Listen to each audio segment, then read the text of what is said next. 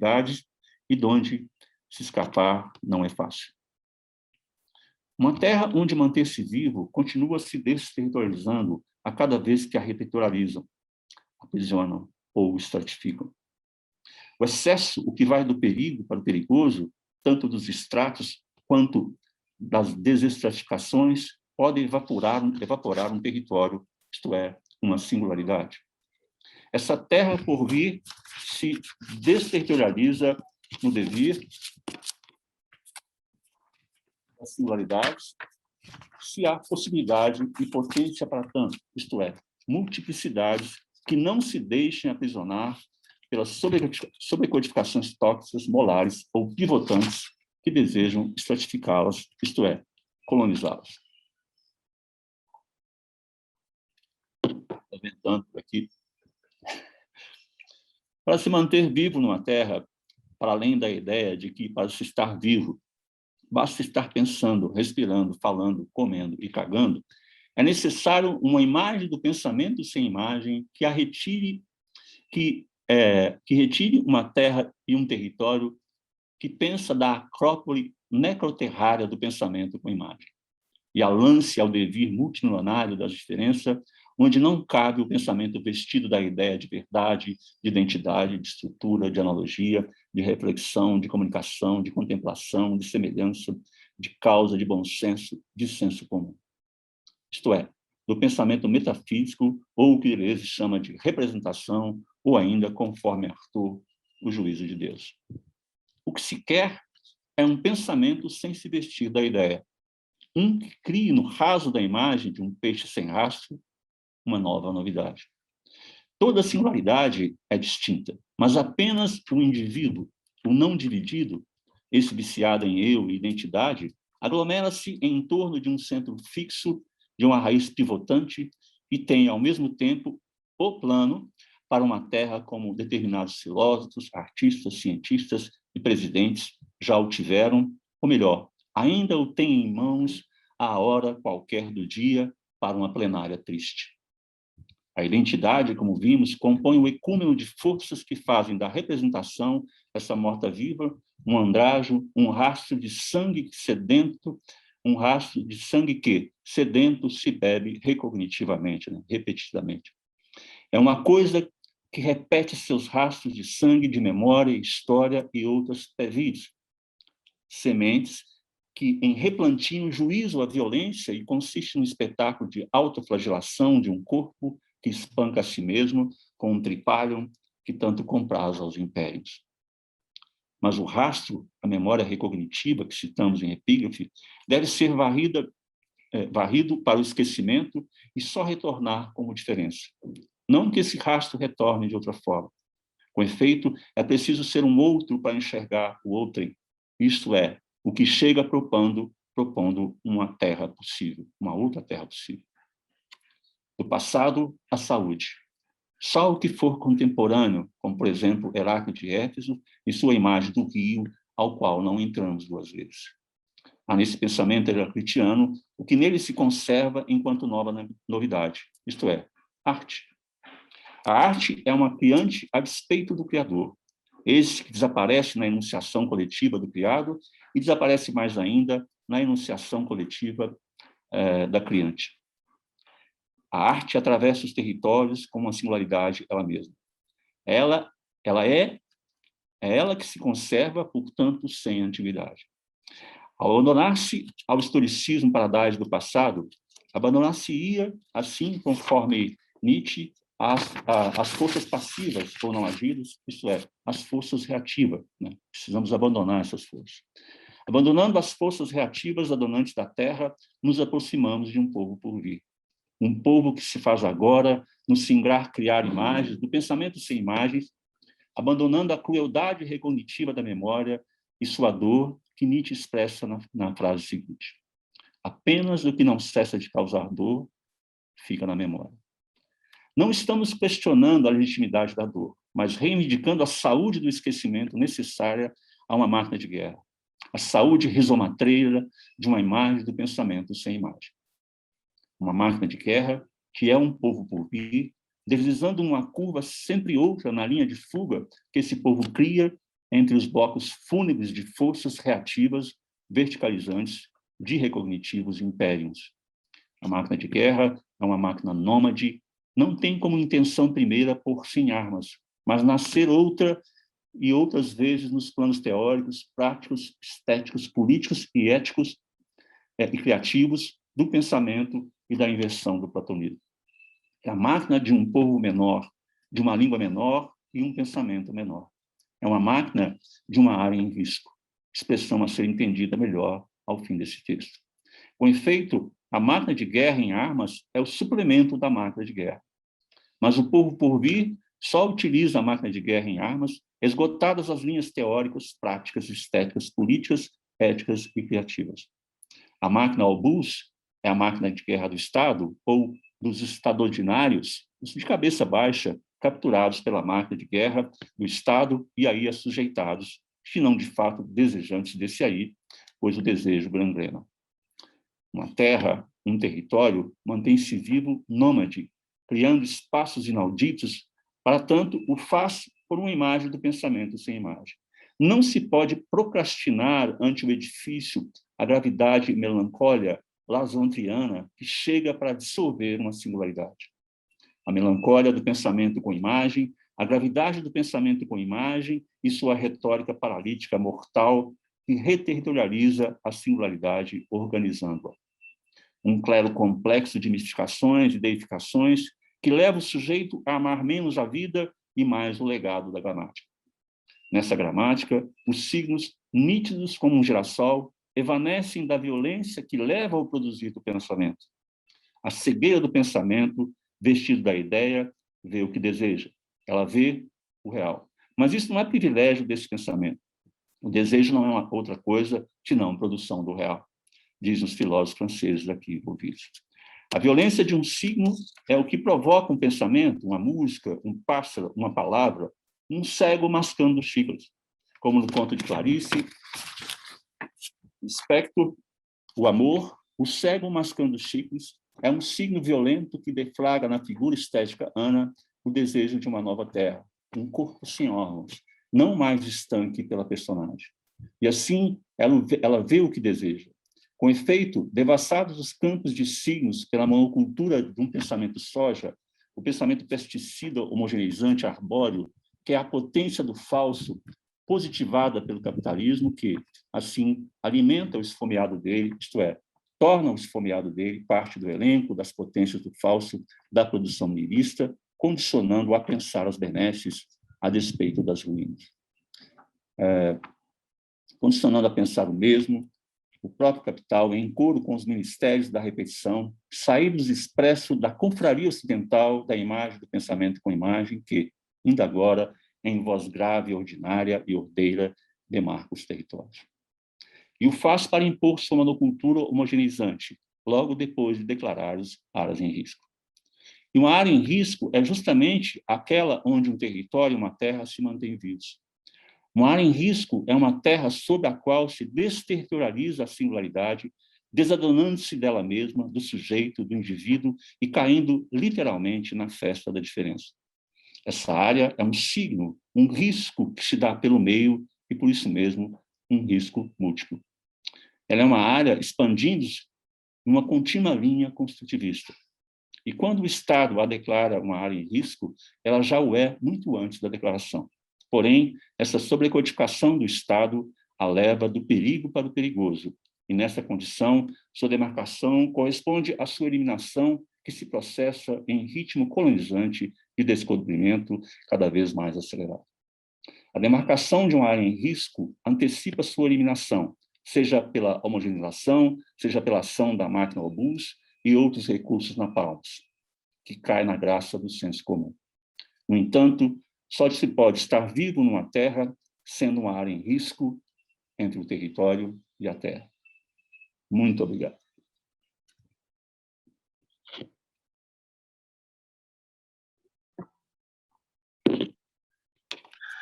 Isso. Obrigado, João. Nossa. O texto é poético e desconcertante, né? E acho que diz um pouco da nossa realidade. E agora a gente tem que ver que se tem, primeiro, alguma questão, né, que foi feita no YouTube, né, para ver se alguém quer se posicionar, né. Particularmente, eu acho que essa noção da imagem sem, né, do pensamento sem imagem, na verdade, né, Sim.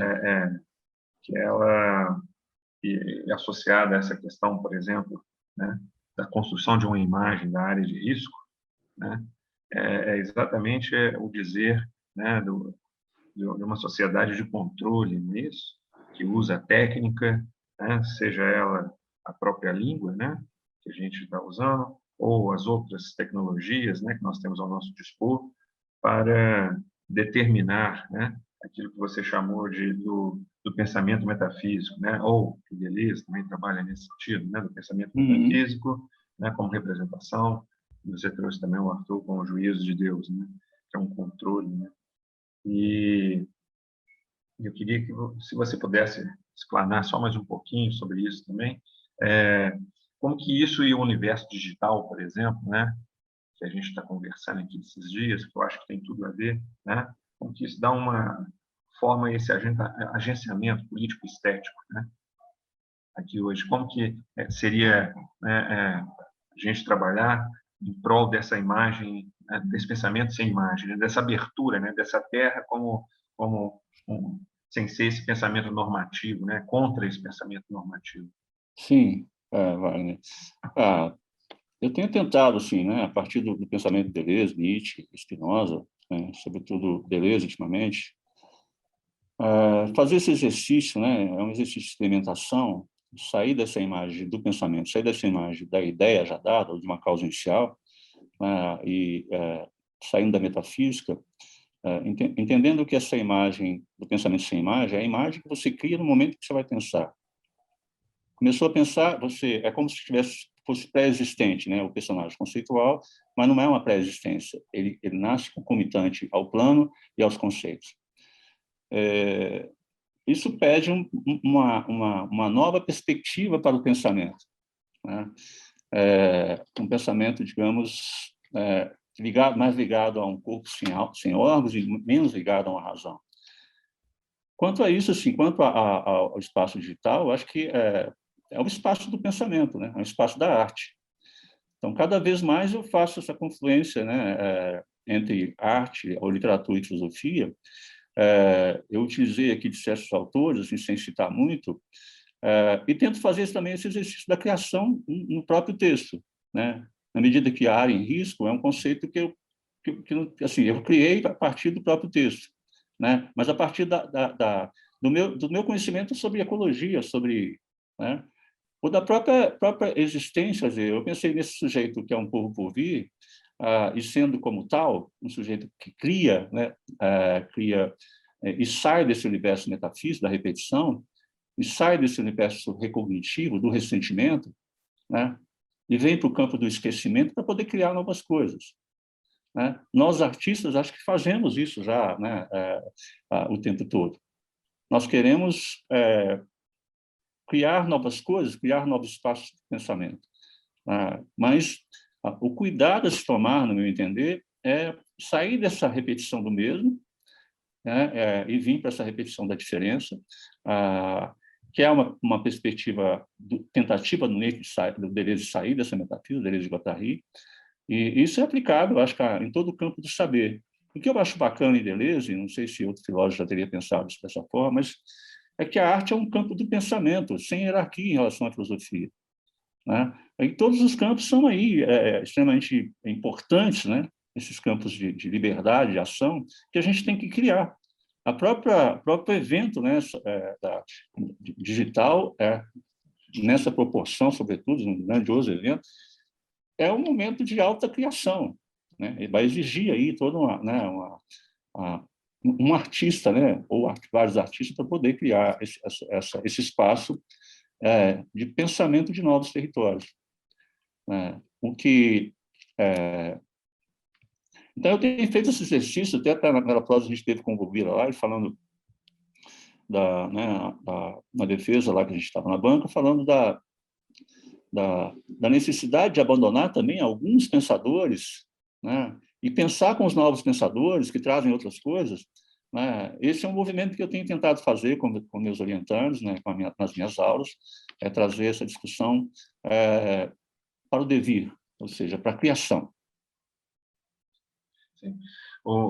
A gente tem aqui também uma colocação do Rogério, né?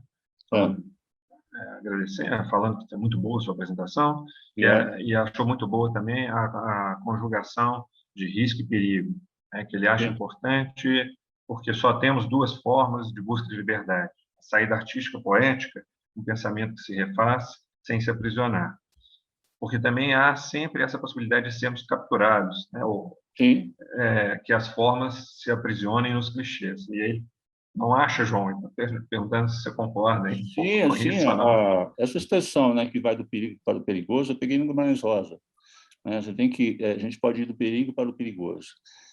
Nós, os artistas, né, estamos sempre, os professores, de modo geral, né, estamos sempre nesse campo aí do perigo para o perigoso, ou no perigoso, que eu acho que é onde se dá o pulo por vir, é onde você corre risco e cria coisas, né? Você tem todo um aparato, claro, de pensamento para fazer isso, mas esse âmbito da criação é um âmbito altamente perigoso para sistemas metafísicos e hierárquicos, como o nosso próprio governo hoje.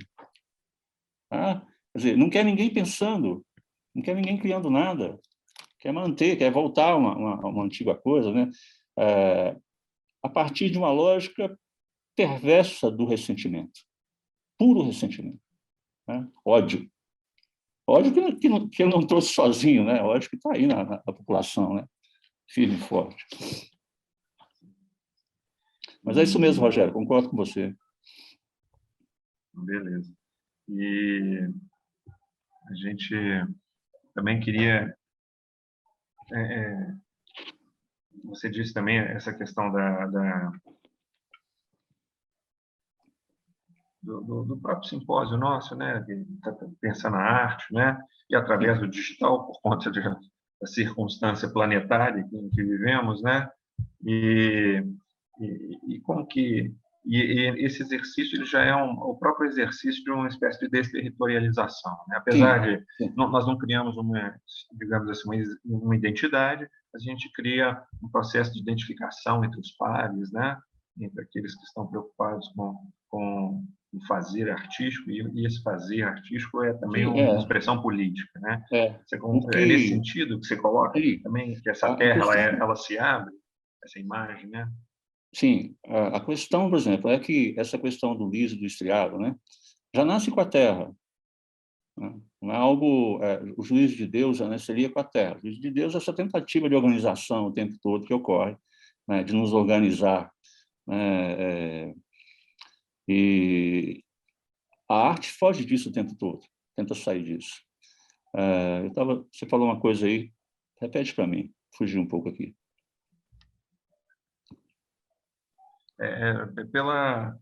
Eu tinha falado exatamente essa noção da terra, né? A terra e a criatividade como uma política também, né? Como um exercício político, né? Eu falei, citei a política, citei a teoria, citei várias dessas coisas, que é uma espécie de... mais importante do fato é a ação que você vai ter, ética, política, estética, né, sobre o fato, e não moral.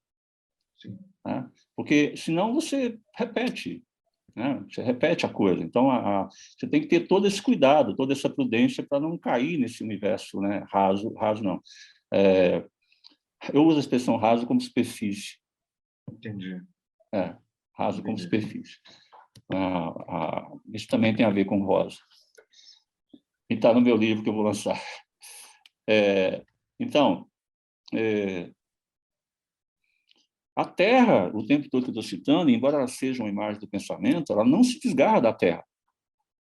A grande questão, né, é a Terra, seja ela glaciar ou não, né, a grande questão que passa por mim hoje são duas coisas, né, que você conhece muito bem, que eu falo o tempo todo disso, que é água e terra. Né?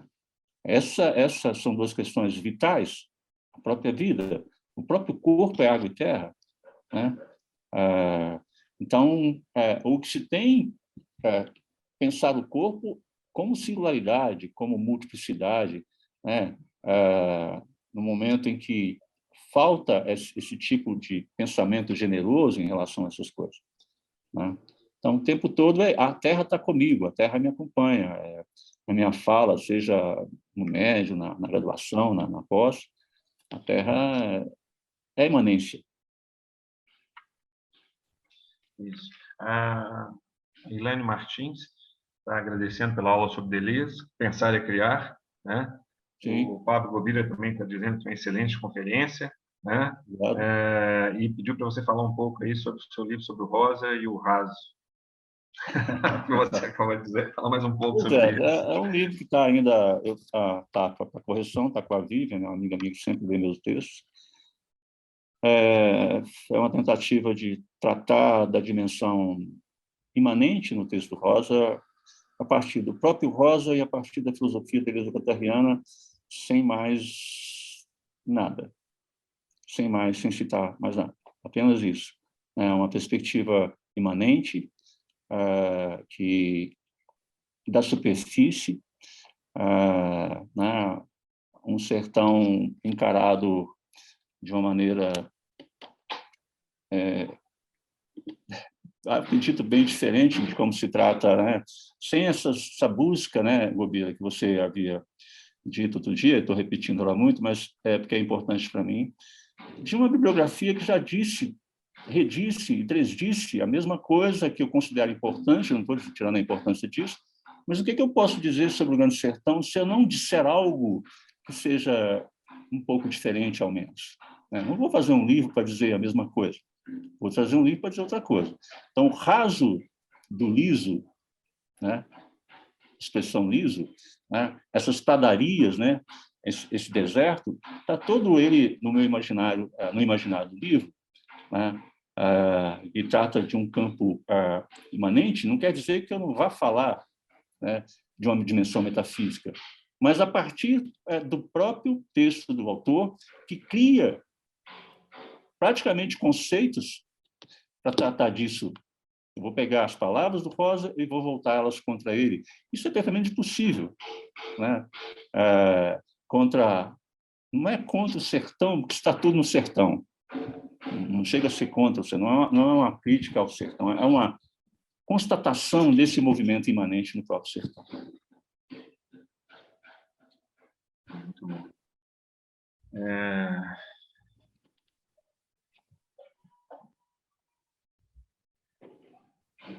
E o Papo está colocando também que tem uma relação as relações semânticas que você está trazendo, que são muito interessantes, né? Raso, raiz, rosa, terra, território, né? São imagens poéticas, né? Sim, E sim, sim.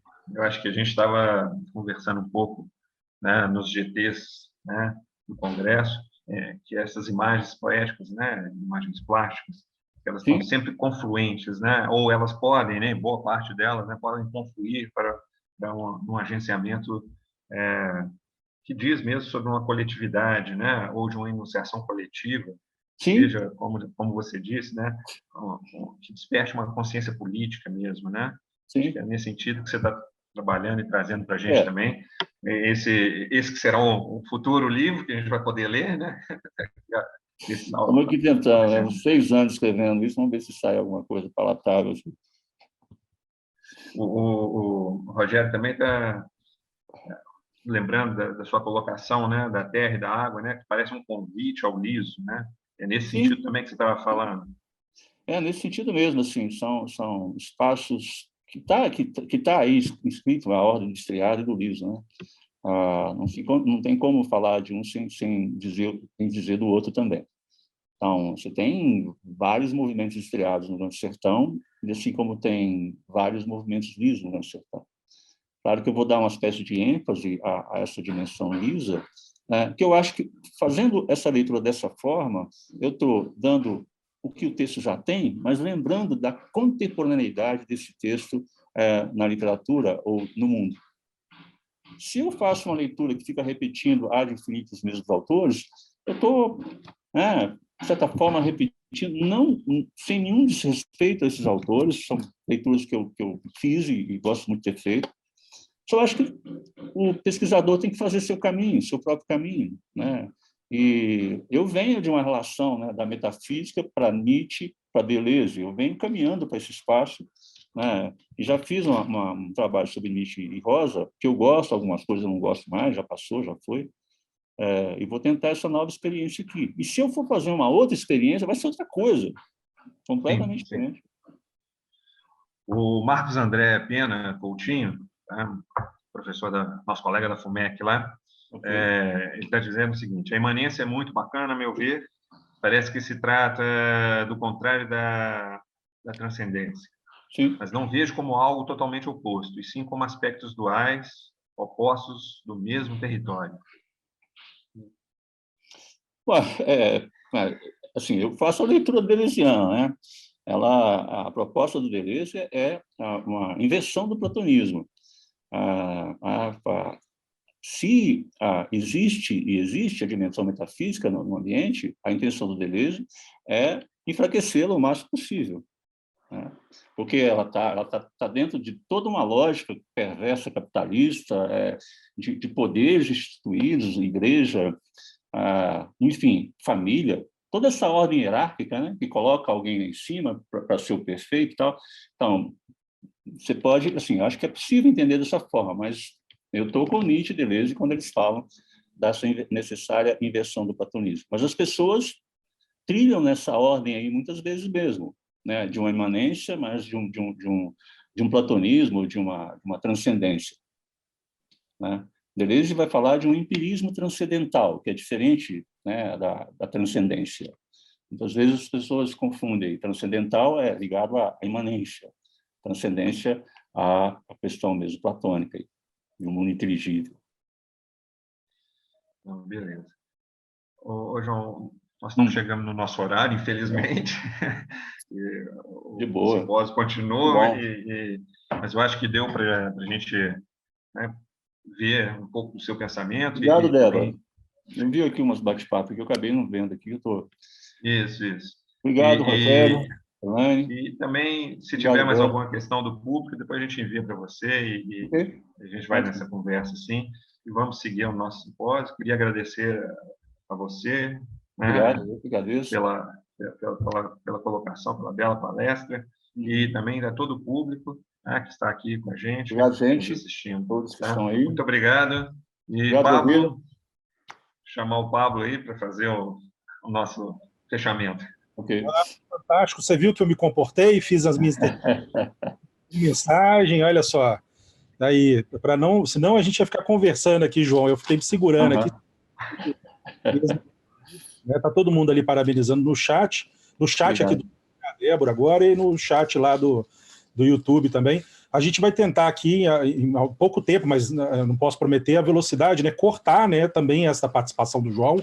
Cortar, que eu falo assim, né? Ter um vídeo específico dela. Eu acho que vai ser até para as pessoas encontrarem, né, mais diretamente. Então vai ser uma iniciativa nossa aqui também. Obrigado. O evento, né? Eu acho que é muito importante essa reflexão. Para o público, né? A gente deu opção para o João, né? Porque o João também é muito próximo da organização deste evento, então a gente deu opção se ele gostaria de falar por vídeo, de uma iluminação, ou gostaria de fazer uma conferência, então um convite mais aberto nesse sentido. Ele acabou querendo mesmo interagir aqui conosco, e eu achei bacana isso, já que ele esteve disponível, né? Para a gente constituir esse espaço. Então isso foi muito interessante para ter um momento de... Agora eu estou vendo que minha colinha está passando aqui na frente de vocês, da câmera. Mas tem um momento da gente poder, enfim, parar as sessões, né, e refletir com uma profundidade. Óbvio, as sessões também têm profundidade, mas uma profundidade específica de um pesquisador, né, que está em diálogo com membros desta organização, coordenadores de GE, enfim, orientando também estudantes que estão participando do evento, né, que tem orientação. Professor João, acredito, aqui nas sessões. Enfim, então, muito obrigado pela participação aqui conosco. Eu agradeço. Você, Wagner, toda a organização do evento. Gentil conosco, desde o primeiro contato. Obrigado a todo o público, né, que está aqui conosco, agora assistindo. Né? Agradeço a mediação, mais uma vez, do professor Wagner aqui nessa sessão. todos e todas agora para assistir a sessão intitulada Interfaces Interativas do Grupo de Trabalho 4, um grupo coordenado pela professora da Universidade Federal de Santa Maria, Débora Aita Gasparetto. Eu parei porque a Débora apareceu, então eu tenho que colocá-la já aqui. Débora Aita Gasparetto, né, que é a nossa coorganizadora deste evento, e vai passar, a partir de agora, vamos emendar vamos para essa mediação. Então, muito obrigado mais uma vez, encerramos essa sessão e já passamos a abrir a sala, né? Na verdade, não vamos começar exatamente agora para o pessoal ir se acomodando, né, na nossa sala. Muito obrigado mais uma vez. Faltam 2 minutinhos, Pablo. Falta ainda, né? Pois é, então vamos aguardando aqui, vamos fazer... jogar a conversa fora, então. Pablo, quantos enviaram vídeo? Tu já sabe dessa informação? Eu tenho todos. Foram os 4? Foram, todos. Nós teremos as 4 apresentações, o tempo vai ser um pouquinho apertado. Pois é, vai ser curto, porque depois, na sequência, eu medi o Caio, né? Exato, às 5h30. Então, nós temos aí algum tempinho, um tempinho assim, 2 minutos, né, para as pessoas entrarem. A Emanuela está fazendo a transição lá, já tirou para a gente, então estamos tranquilos. E aqui os participantes vão começar, eu vou colocá-los já. Eu ia começar a admitir os apresentadores primeiro, mas... Eu fiz sem querer. Meu dedo ficou nervoso. Vai ser todo mundo junto ou um de cada vez? Não, eu já admiti todo mundo, não? Acho que eu fiz já isso.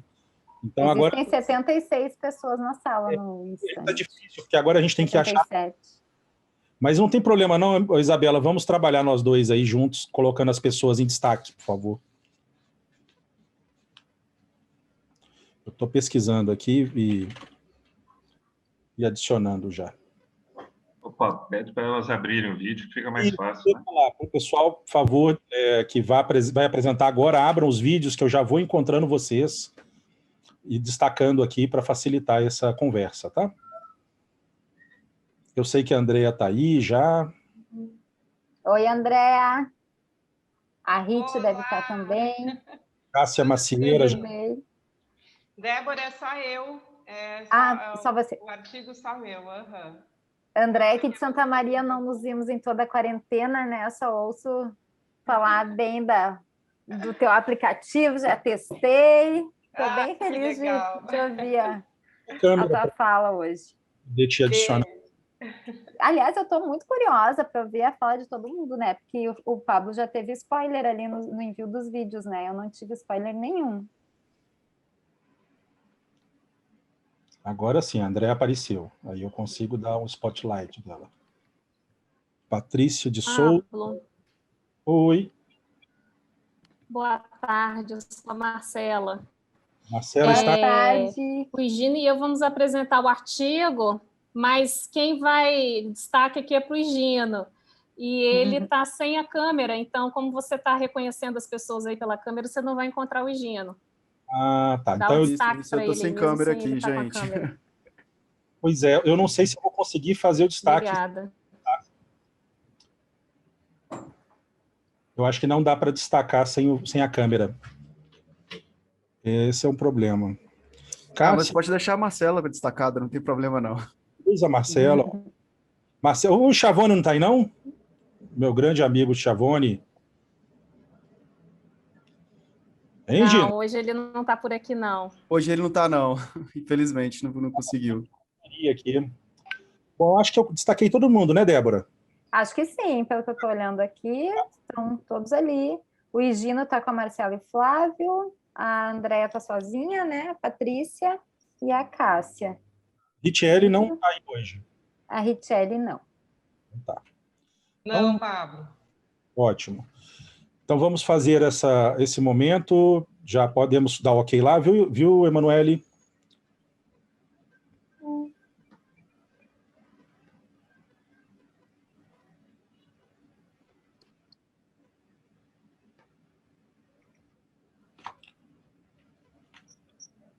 Aí vamos começar, então. Boa tarde. Então, estamos começando agora mais um GT, mais uma sessão de GT, iniciando o GT 4, né, aqui sob coordenação da professora Débora Gasparetto, e já passo imediatamente a palavra para a professora Débora, que vai coordenar, mediar essa sessão. Olá, então, boa tarde a todos. Muito feliz de estar acompanhando o evento, né? E de ter a possibilidade hoje de ouvir vocês. É importante falar que o nome desse GT é Design de Interfaces Interativas, Experiências e Poéticas, e ele foi atribuído por mim e pela professora Andréa Oliveira, do PPG Arte da UFSM, que acabou, por motivos técnicos, tendo que se afastar, né, durante a seleção ainda dos artigos do evento. Então, eu fiquei muito feliz com a quantidade de trabalhos enviados e estou muito curiosa para ouvir, né, ver vocês falando sobre esses trabalhos tão diversos, né, envolvendo as interfaces interativas, que vão desde um aplicativo de arte da Mobart, desde uma intervenção com a comunidade, né, que é o primeiro artigo que a gente tem do Renda-se ao Alto das Mercês, e depois a gente vem com a questão do Ctrl+C, Ctrl+V, da Patrícia Souza, e, por fim, sobre ludicidade tecnopoéticas, a zoopoesia de Guilherme Mansur e Guto Lacasse. Então, estou muito curiosa para ouvi-las. Agora vocês vão rodar os vídeos. Quem é que está nos acompanhando é a Emma? Não, é a Isabela e o Luiz. Né, o Luiz vai rodar os vídeos aí com você. Oi, Débora, já vou rodar os vídeos. Só um minuto. Boa tarde, gente.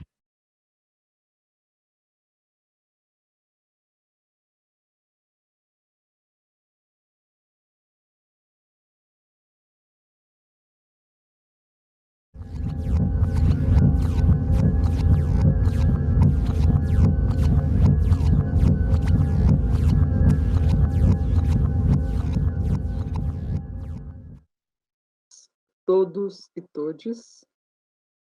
Obrigada, professor Pablo Gobira e toda a sua equipe, pelo carinho, prestatividade e gentileza conosco. Obrigada, professora Débora Gasparetto, pela coordenação desse GT. E obrigada a todos os ouvintes. Peço licença para compartilhar a minha tela.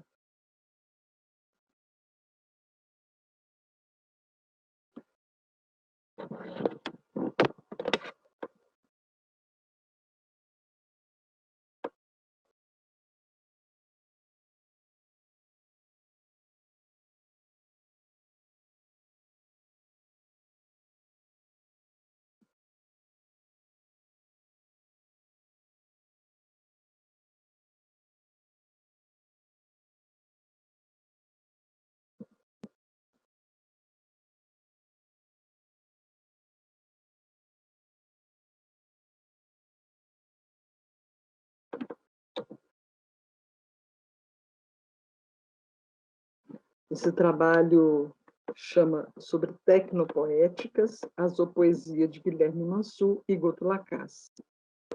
Eu sou pesquisadora da obra do Guto Lacasse, venho escrevendo sobre o trabalho impresso dele, e tanto ele quanto Guilherme Mansur são artistas gráficos, editores e tipógrafos. Essa obra da qual eu vou falar trata-se de duas videopoesias, à esquerda aí do Mansur e à direita do Guto Lacasse. Elas estavam na exposição CRIA, na Galeria do Minas Tênis, em Belo Horizonte. Foi em 2019, chamava CRIA, Experiências de Invenção de Curadoria do artista Marconi Drummond. É importante a gente dizer que na obra impressa, né, tem alusão à fisionomia aí do animal, criando experiências com som, corpo e a própria letra de cada bicho.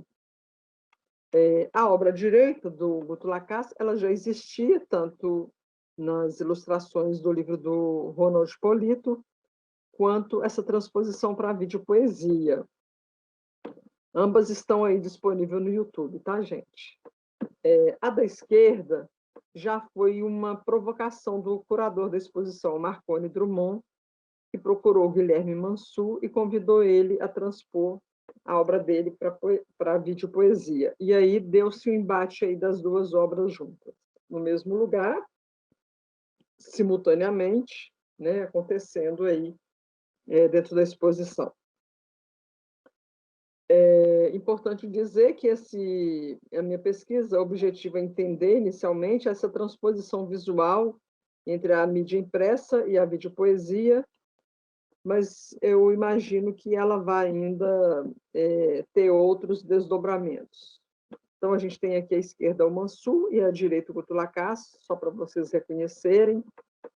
Aqui a obra do Guilherme Mansur, a primeira folha, a folha de rosto e a capa, para a gente já ter uma ideia aí dos bichos tentando saltitar, né, se movimentar.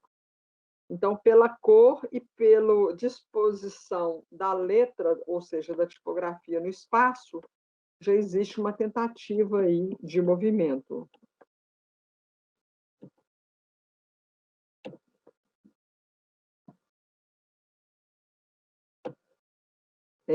A gente tem a gaivota também, a pulga, o pernilongo. Aqui, a capa do livro que o Kutulakás ilustrou, que a gente lê a galinha. Então, você tem o H e o apóstrofo, a galinha. Então, você tem essa brincadeira aí tipográfica. Voltando aí. Então, sobre essa zoopoesia dos tipógrafos, pode-se dizer que tem-se a mídia livre e a mídia vídeo, né, como veículos, e não pode existir fora delas. Ou seja, já está ali. As mídias e suas diferentes materialidades estão presas ao gesto, como apresenta a Liliane no véu. Então, o que eu estou querendo mostrar aqui, que a letra, ela é desenho, a tipografia é um desenho, né? É uma mídia, mas carregada aí de imagem, né? Então, a Liane Louvel traz o seguinte, para falar da origem da letra. Se a escrita e a pintura estão ligadas desde as origens pelo desenho, pela marca escritural, pelo traço, é porque o rastro de um gesto é também o de uma voz, é também o de uma voz. A escrita fonética representando a fonê, dando forma à primeira representação mimética.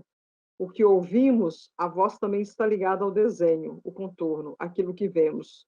Triunfo da sinestesia. Então, por mais que tenha aí, né, a inscrição, tem a experiência do leitor, né, o triunfo da sinestesia, o que ela está falando.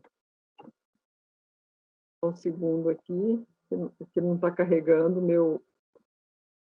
a minha... Então, elas também proporcionam interação e significação. E a escolha do curador pelos zoopoemas na mídia vídeo e não na mídia impressa, para determinado nicho no espaço expositivo da exposição, certamente está no reconhecimento e assertividade em relação à fruição e à imaginação que cada uma delas e seus desdobramentos conceituais provocam no leitor e espectador em espaços e temporalidades distintas. Então, aí eu tô afirmando que a mídia vídeo-poesia ela provoca muito mais imaginação do que no livro impresso, porque esse movimento, a interação dos bichos, da tipografia, né, das letras entre elas, aciona muito mais um lugar de fruição do que o lugar estático do livro.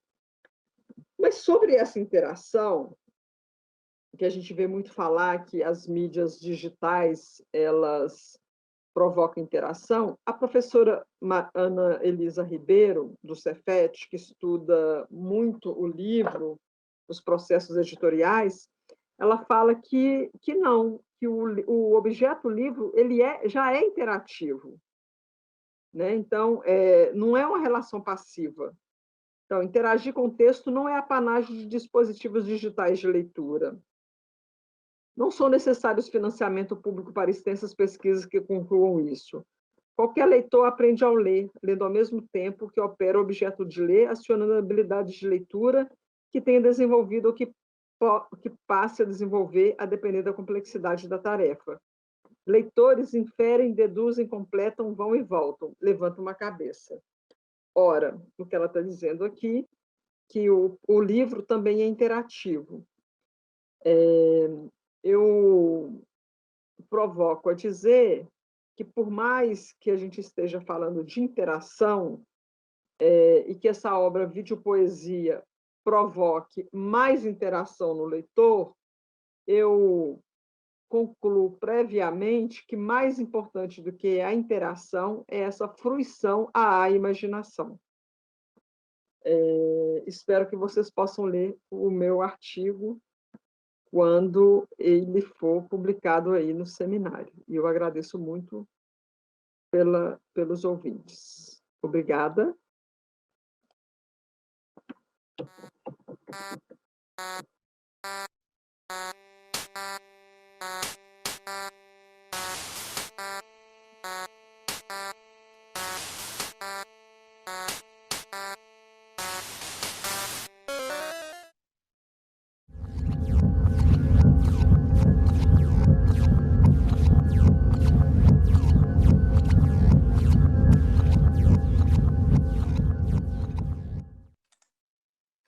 Olá a todos, eu sou a Patrícia Teles, doutoranda em Arte e Tecnologia pela Universidade de Brasília. Para o congresso desse ano, eu vou apresentar um trabalho que chama Artista Ctrl+C, Ctrl+V, Produção de Interfaces Copy-Paste. Bem, o que é esse artista, essa artista, né? Que eu estou chamando de artista copy-paste. É a artista que copia e cola códigos encontrados na internet. Então, para a gente pensar que para escrever, para criar, produzir uma interface, a gente precisa programar essa interface para ela agir da maneira que a gente gostaria, a gente precisa saber escrever, precisa saber a linguagem, uma das linguagens que exige, né? E nem sempre o artista tem o domínio dessa linguagem, ele pode saber o básico, pode saber arranhar, mas não tem fluência. E aí, como é que fica os nossos projetos, né? Não é por causa disso que a gente vai deixar de fazer, nem sempre a gente tem um técnico, um engenheiro disponível para trabalhar com a gente. Então, essa ideia de artista copy-paste é um método de copiar e colar, que eu acredito que é um método que já ocorra bastante, só que eu procurei teorizá-lo um pouco. Vamos lá. Bem, então, nesse contexto de século XXI, né, de cultura copyleft, o que é cultura copyleft? O André Lemos, pesquisador da UFBA, pesquisa muito a cybercultura, ele fala que a cybercultura está pondo em sinergia processos de cooperação, de troca e de modificação criativa de obras, dada as características da tecnologia digital em rede. Esses processos ganharam o nome genérico de copyleft, em oposição à lógica proprietária do copyright. Então, esse universo se destaca muito, entre outros fatores, pelos softwares livres, né, que nós artistas usamos muito, o Arduino principalmente, o Processing e outros, que são softwares que estão abertos para você programar. Então, eu gostaria de destacar essa cultura, essas plataformas que emergem no século XXI para transformar, para possibilitar a emergência desse artista que copia e cola, porque graças a isso tem muito material na internet. E essa lógica, ela não está dissociada da lógica da arte contemporânea como um todo, né? Então, se a gente pegar o conceito de pós-produção do Bourriot, a gente pensa que é essa forma de tirar de um lugar e aplicar a outro, ressignificando. Então, criar é inserir um objeto em um novo enredo, considerá-lo como uma personagem numa narrativa. Aqui são exemplos mais óbvios, como as garrafas de coca do Cildo Meirelles ou os Red-Mades de Duchamp, onde são produtos industrializados que o público reconhece, né, como um objeto que foi ressignificado. Nos códigos não ocorre a mesma coisa, por mais que você pegue um código que uma indústria utiliza para ligar uma lâmpada quando você entra no banheiro de um shopping, por exemplo, enquanto espectador, né, enquanto pessoa que observa ou participa, você não sabe que se trata de uma apropriação de algoritmos. Então, por isso que é muito mais um método do que um movimento conceitual, digamos assim. Então, existe esse salto, né, da apropriação de produtos industrializados e o que propomos nessa pesquisa, pensar a apropriação de códigos. Nesse âmbito, Bourriot discorre sobre o uso de trabalhos de arte pré-existentes para tanto toma como ponto de partida a emergência da figura do DJ nos anos 80. Então, ele vai falar que é possível produzir uma obra musical sem saber tocar uma nota, utilizando os discos existentes. Já não tem mais a ver com você saber tocar não nesse contexto de DJ, né, de saber tocar o pandeiro, a percussão, mas você pode criar um trabalho a partir de materiais já gravados que outros já o fizeram. Então, assim, para além da música, o autor sublinha o potencial do remake, de articular usos, relacionar formas, ao invés dessa busca heróica do inédito e do sublime que caracteriza o modernismo. E aqui, para a gente fechar, eu queria apresentar um trabalho, porque no artigo eu trago um pouco essa ideia de não deslocar essa produção do âmbito maior, que é o da arte contemporânea, retomando essa ideia de pós-produção do Bourriot, que para ele inicia com os ready-made de Duchamp, e trazendo um trabalho prático que demonstra que é possível criar interfaces por meio desse método de copiar e colar, ainda que não se tenha uma fluência na linguagem da programação, nas linguagens, né, porque são várias. Então, aqui nesse projeto, eu queria trabalhar um pouquinho de robótica, um pouquinho de estímulos e respostas com a audiência, com a presença da audiência, e vou mostrar para poder falar sobre ele.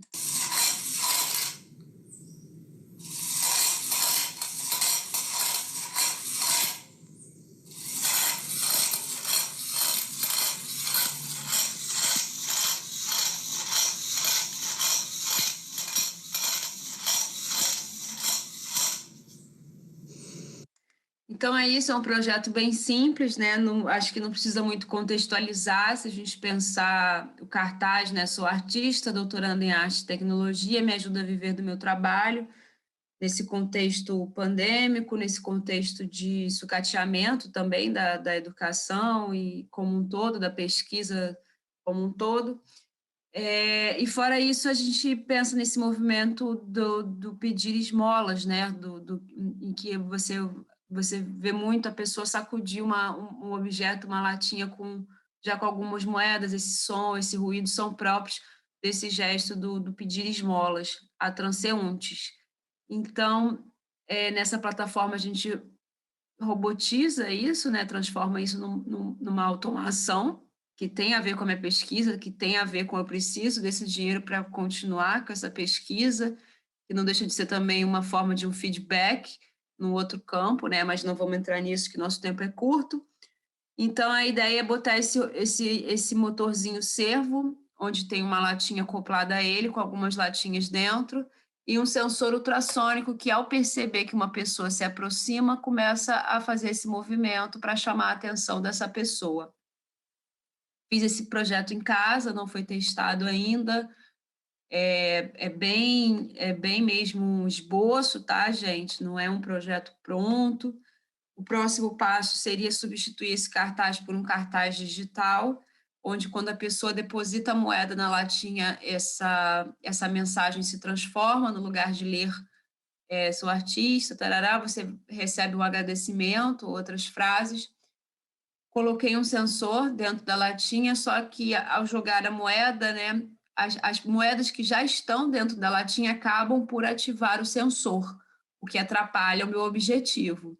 Então, não é uma questão de código. O código funciona. O código que eu copiei funciona.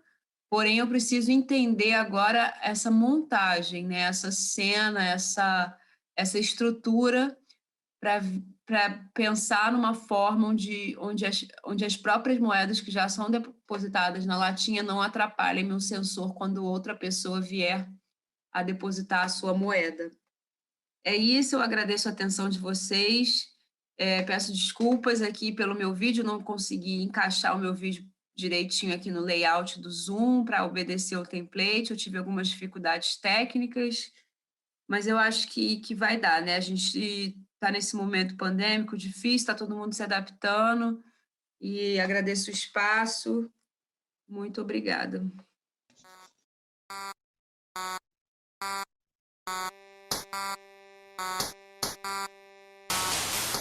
Já tem perguntas, pessoal, e a gente vai deixar para o final todas elas. Bela provocação, Rogério.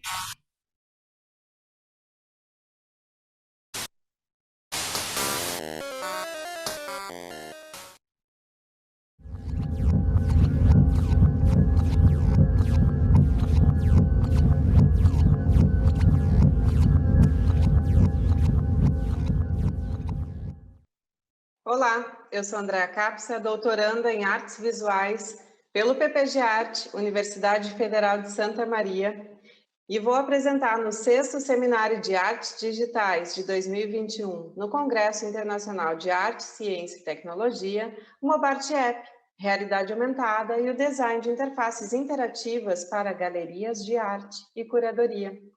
Este projeto, este trabalho, diz respeito a um dos objetivos específicos da minha tese de doutorado que está em andamento, orientada pela professora doutora Nara Cristina Santos, do PPG Arte. A Mobart é uma plataforma digital de gestão e visualização em arte, incubada na Agitec, na Pulsar, e recentemente foi acelerada no programa Samsung Ocean, da USP. Partimos de um pensamento bastante abrangente. O que é o mercado da arte? Um mercado que movimenta mais de 60 bilhões de dólares por ano no mundo, onde 45% de crescimento vem de feiras de arte. Cerca de 10% desse montante diz respeito às vendas online. Entretanto, em pandemia, esse número é ainda maior. Foi necessário repensar todas as dinâmicas de atuação das galerias de arte, dos demais agentes deste mercado, voltado para o online. O online tornou-se o braço mais importante do mercado da arte. Então, diante desse cenário, partimos para o pensamento. Como as tecnologias digitais podem ajudar o mercado da arte a suprir as suas demandas contemporâneas? O mercado da arte é um mercado que vive das relações mais aproximadas entre o público e a obra. É um mercado também que vive do encantamento, das emoções. Como propiciar, por meio da tecnologia, todas essas particularidades que dizem respeito a um sistema, né, onde se encontra o mercado da arte. Como viabilizar transações remotas digitais a fim de otimizar custos, recursos e reduzir riscos. Chegamos então ao mercado de realidade aumentada, que por si só tem expectativas de crescimento a cerca de 160 bilhões de dólares, aí já em 2025. Fizemos um criterioso levantamento do estado da arte, onde encontramos, sim, alguns aplicativos que utilizam realidade aumentada para demonstrar os seus produtos, inclusive arte, mas eles não focam na gestão e nas vendas. Chegamos, então, ao escopo da Mobart, prevendo aí a possibilidade de reduzir custos, melhorar a logística, a aproximação com o cliente, com o investidor em arte, otimizar recursos, novas dinâmicas de venda e de atendimento e, claro, a atualização deste mercado. Pensando na interatividade para showcase das coleções, para demonstrar as coleções, para levar as obras de arte de dentro das galerias de arte, dos acervos dos marchands, dos colecionadores, até a casa, os escritórios dos clientes, dos investidores em arte. E pensar também a digitalização da gestão, porque nós vimos, no ano de 2020, as galerias atuando cada vez mais em parceria. Isso já acontecia antes, mas a pandemia fortaleceu esse sistema de colaboração, de coparticipação. Então, pensar a digitalização da gestão é importante para que seja possível otimizar tempo, sobretudo. No momento em que se tem a digitalização da gestão atualizada, em tempo real, facilita a atuação remota desses agentes, que são inúmeros.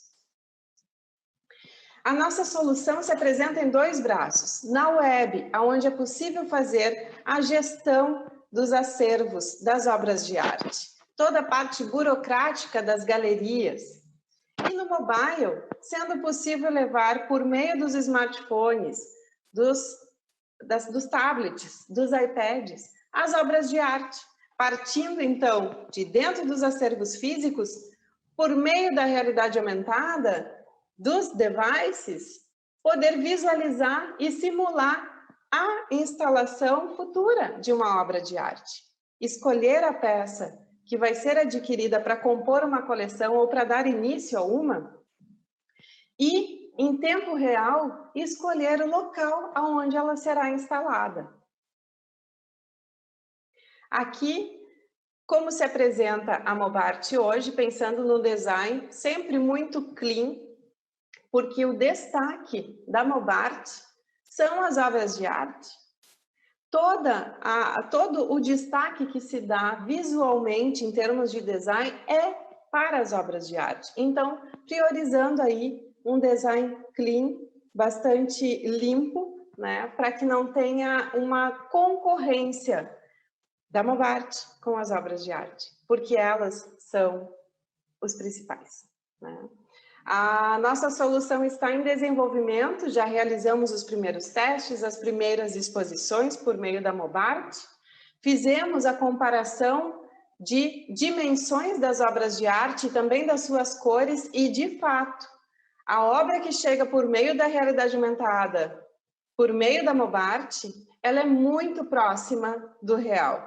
A funcionalidade disponível hoje para iOS é a de visualização de showcase de obras de arte, sendo possível ver uma obra de arte por meio da realidade aumentada e também possibilitando o enquadramento. Com um simples toque na tela, é possível direcionar a peça, deslocando por meio do iPad, né, ou do iPhone, a obra de arte, a fim de encontrar a posição que se deseja, né, aonde se deseja instalar uma obra de arte. Essa funcionalidade é, sobretudo, importante para quem trabalha no âmbito da curadoria e da expografia de exposições de arte.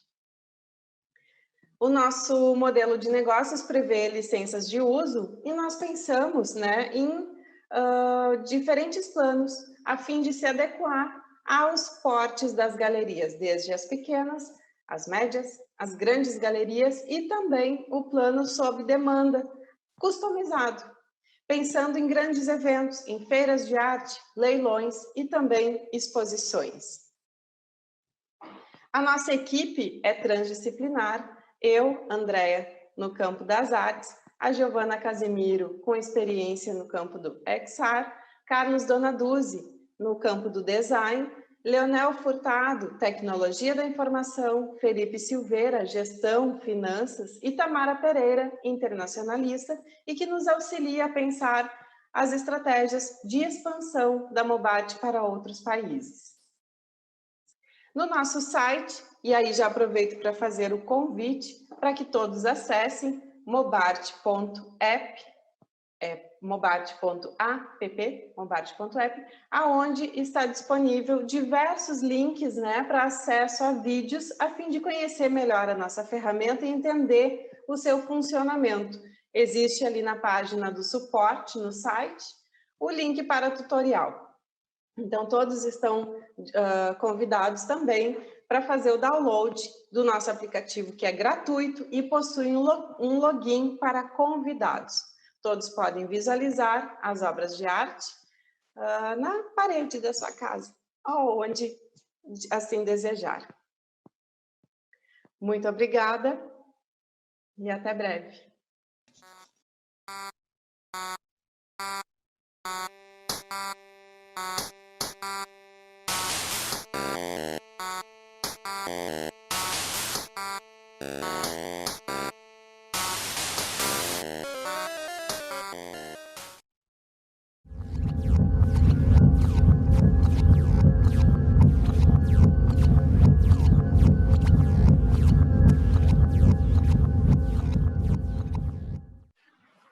Olá, meu nome é Gino, eu sou aluno de mestrado do Programa Interdisciplinar em Arte, Urbanidade e Sustentabilidade da Universidade Federal de São João del Rei e sou graduado em Arquitetura e Urbanismo pela Universidade Federal de Ouro Preto. O que eu venho apresentar para vocês hoje é uma parte da minha dissertação de mestrado, no qual eu tive que desenvolver uma interface.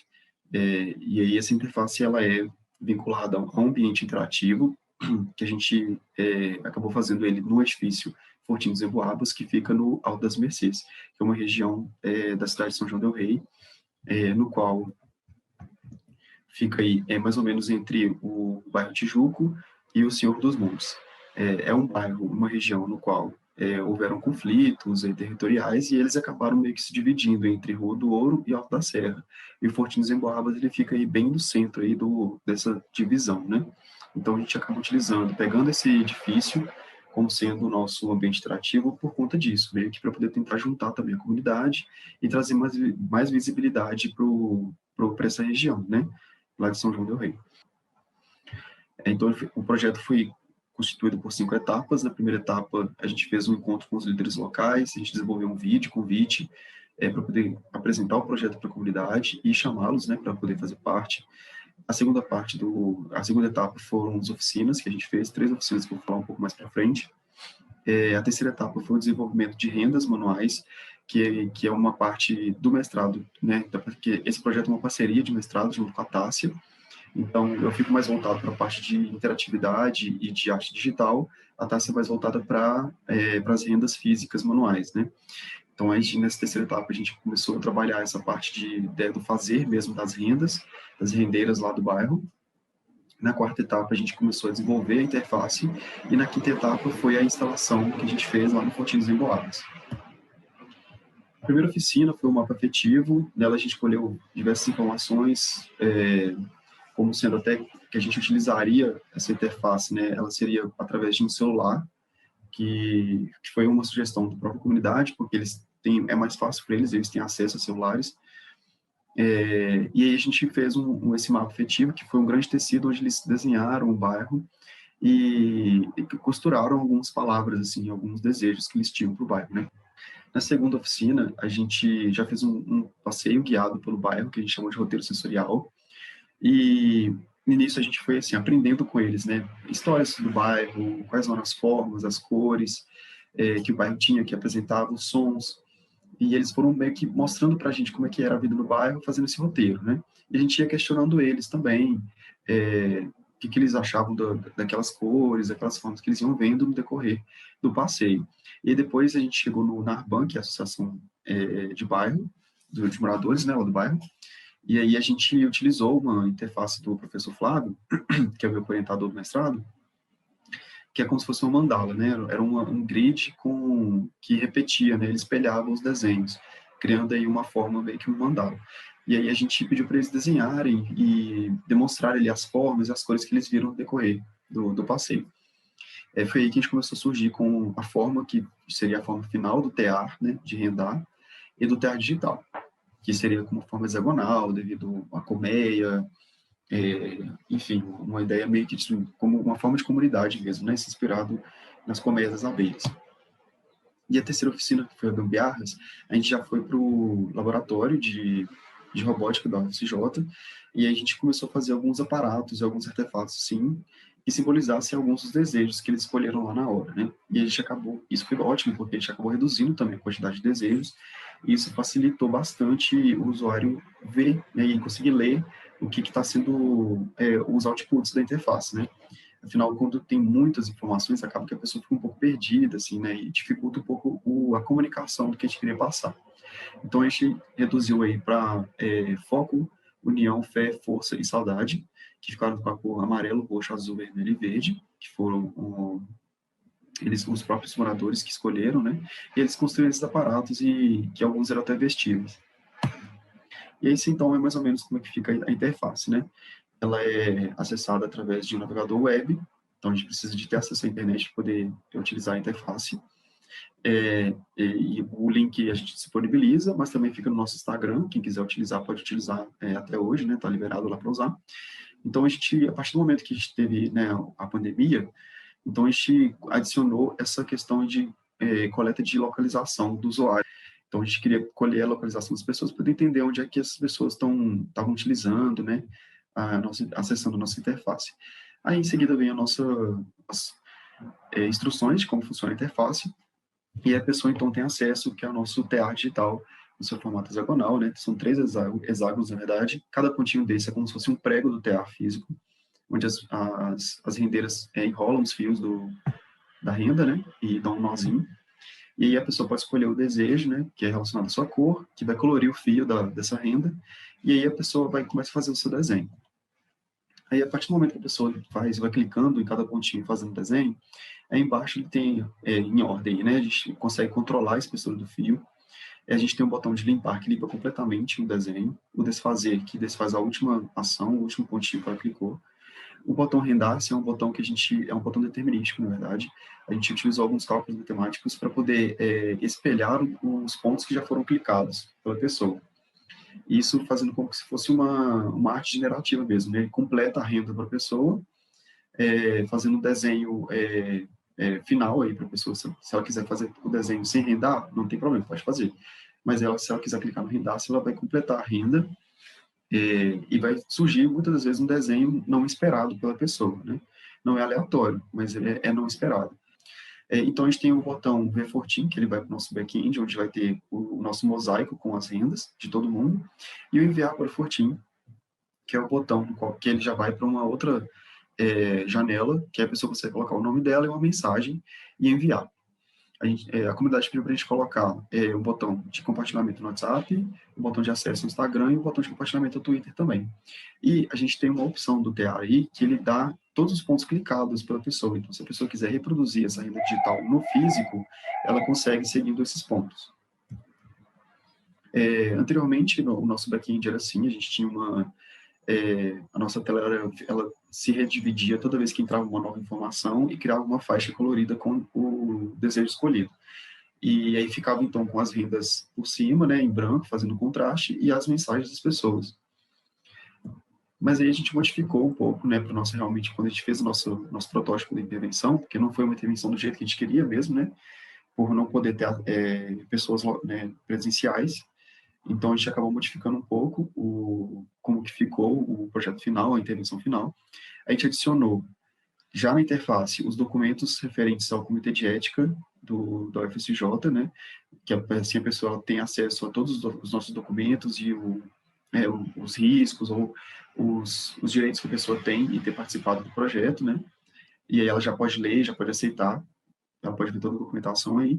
E aí nós temos 2 back-ends. Um deles é uma projeção que ficou dentro do Fortim, que ele coloria a parede com a cor do desejo escolhido, a mensagem e a renda em animação. E a gente projetou um mosaico que é gerado no segundo back-end nas ruínas do Fortim. E aí fica com cada quadradinho, né, retângulozinho desse fica com a cor escolhida pela pessoa, o nome dela, a mensagem e o desenho da renda em animação também. Aí aqui a gente tem mais ou menos como funcionou, né, no dia lá da intervenção. Isso aí é uma usuária utilizando a interface, então ela consegue, ela está meio que aprendendo ainda, né, como é que funciona. Clicou no desejo ali, coloriu de azul, está fazendo um fio azul, ela modifica para o amarelo, os pontinhos todos modificam junto, e ela vai clicando e fazendo o desenho.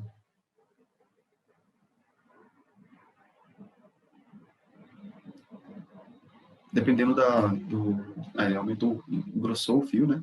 A espessura do fio. E aí a pessoa, então, envia, e aí aparece dessa forma lá, assim, né? A renda de animação e a cor do desejo escolhido. Quando uma pessoa envia uma nova renda, então a gente tem uma alteração da cor gradativamente para a nova cor da nova renda, tem a nova animação, a renda nova, né? E a mensagem da pessoa. Esse aqui é mais ou menos um vídeo aí só mostrando o mosaico sendo projetado nas ruínas. Então, esse é o prédio, esse edifício, esse casarão é o Fortim dos Emboabas. Na frente dele a gente tem as ruínas, onde a gente está projetando, e lá no fundo a gente tem a Igreja do Alto das Mercês. Bom, é isso. Muito obrigado pela atenção.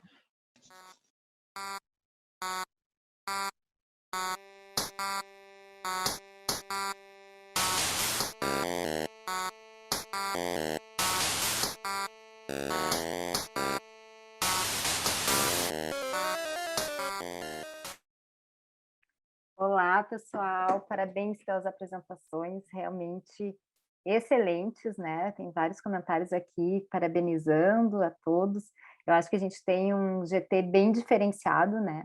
como eu falei lá no início, bastante interdisciplinar, bastante diferenciado, assim, no sentido de ter trabalhos que envolvem baixa tecnologia, alta tecnologia, mercado bilionário das artes, e essa ação comunitária, né, tão sensível assim. Então, eu vou comentar bem rapidinho, né? Juro que eu vou segurar minha língua, tá, Pablo? Porque a próxima fala do professor Caio, eu que vou coordenar, não posso deixar atrasar nada. Mas, assim, já tem perguntas ali, então eu vou começar do último para a gente chegar lá no primeiro, que já tem uma pergunta do professor Rogério. Então, primeiramente, quero parabenizar aí o Higino e toda essa rede que compôs esse aplicativo e esse projeto interativo enorme, né? Eu penso que com ele vocês conseguiram fazer uma das coisas que eu acho mais interessante que a tecnologia pode fazer pela gente, né? Que é ir junto à comunidade, fazer uma espécie de ativismo, né? Sentir quais são as dores, quais são os prazeres, quais são os sabores, e como a gente pode dimensionar isso de volta para a comunidade, né? Então, acho que o papel das interfaces interativas também está aí, né? Em fazer essas conexões e conjunturas, né? Eu acho que vocês fizeram muito bem, de um modo muito sensível. Gostei muito da segunda versão do aplicativo, bem, achei, pensando assim em usabilidade, né? Achei ela mais vendável, interativamente falando, e a partir do design de interfaces, né? Mas eu acho que essa relação, assim, é singular, né? Então de parabéns, não é uma questão, é um comentário. Em relação à fala da Andréia, já conecta um pouco com a fala da Patrícia, né? Primeiro porque a Patrícia levanta essa questão da necessidade do artista em se integrar ao mercado ou em ganhar algum dinheiro, né? Sobretudo nessa pandemia, achei uma baita sacada essa questão da esmola, né? Quando trocou o ministro da Cultura ali, falou, a gente não quer esmola de R$600, e então teve toda uma discussão em cima, acho que tem toda essa ligação também. Achei que é um trabalho muito interessante, traz alguns aspectos, né, desse copia e cola. Eu tenho trabalhado com código também, é uma coisa tão comum, e eu acho que para quem vem do campo da tecnologia, não faz muita diferença se copiar e colar códigos, já é uma coisa mais... É algo que tu precisa fazer um menu, tu vai ver como é que faz um menu e tu vai replicar aquilo ali, né? Pensando, sei lá, desde HTML, CSS, JavaScript, até coisas mais complexas, né? Como o Processing e Arduino que você está usando. Mas eu acho que para o campo da arte isso é extremamente importante, né? Essa discussão é muito da criação, né? Até que ponto eu que estou criando, né? E até que ponto eu estou subvertendo alguma coisa. E eu acho que a grande sacada aí está na subversão. Então, o professor Caio, mais para frente, pelo que eu vi a fala dele ali, estudou lá na escola do Flusser, vai falar um pouquinho, né, sobre entender como é que funciona essa máquina para poder subverter ela. Então, acho que é um ponto muito interessante que você traz, Patrícia. E em contrapartida, eu acho que a Andréia aí, pum, né, dá uma explosão na sua fala sobre o mercado. Então, fazendo aí um aplicativo que provavelmente vai ser muito aceito, né, entre as galerias, sobretudo nessa época de pandemia, onde todo mundo repensou a sua relação com o digital, né? Espero que não seja só em relação ao mercado, né, e em revender obras físicas, mas também obras de arte digital, afinal, né? E a minha pergunta para ti, Andréia, é assim: primeiro que esse aplicativo ele é feito, pelo menos nesse primeiro momento, né, para iPhone e Android. Aí a gente já tem um mercado de um público consumidor classe AA, né? Como é que a gente faz, primeiro, como é que tu fez para chegar até essas galerias, que é um mercado super elitista e super fechado, e como é que tu pensa em democratizar também essa arte, né, para tentar fazer com que essas pessoas que estão lá nessa comunidade que o Higino estava trabalhando também possam ter acesso, talvez, a esse tipo de arte, né? Essa é uma provocação que eu coloco, e depois a tua resposta, daí eu vou passar para a pergunta do professor Rogério, que é para a Cássia, que daí aí eu também tenho alguns pontos para falar. Pode ser?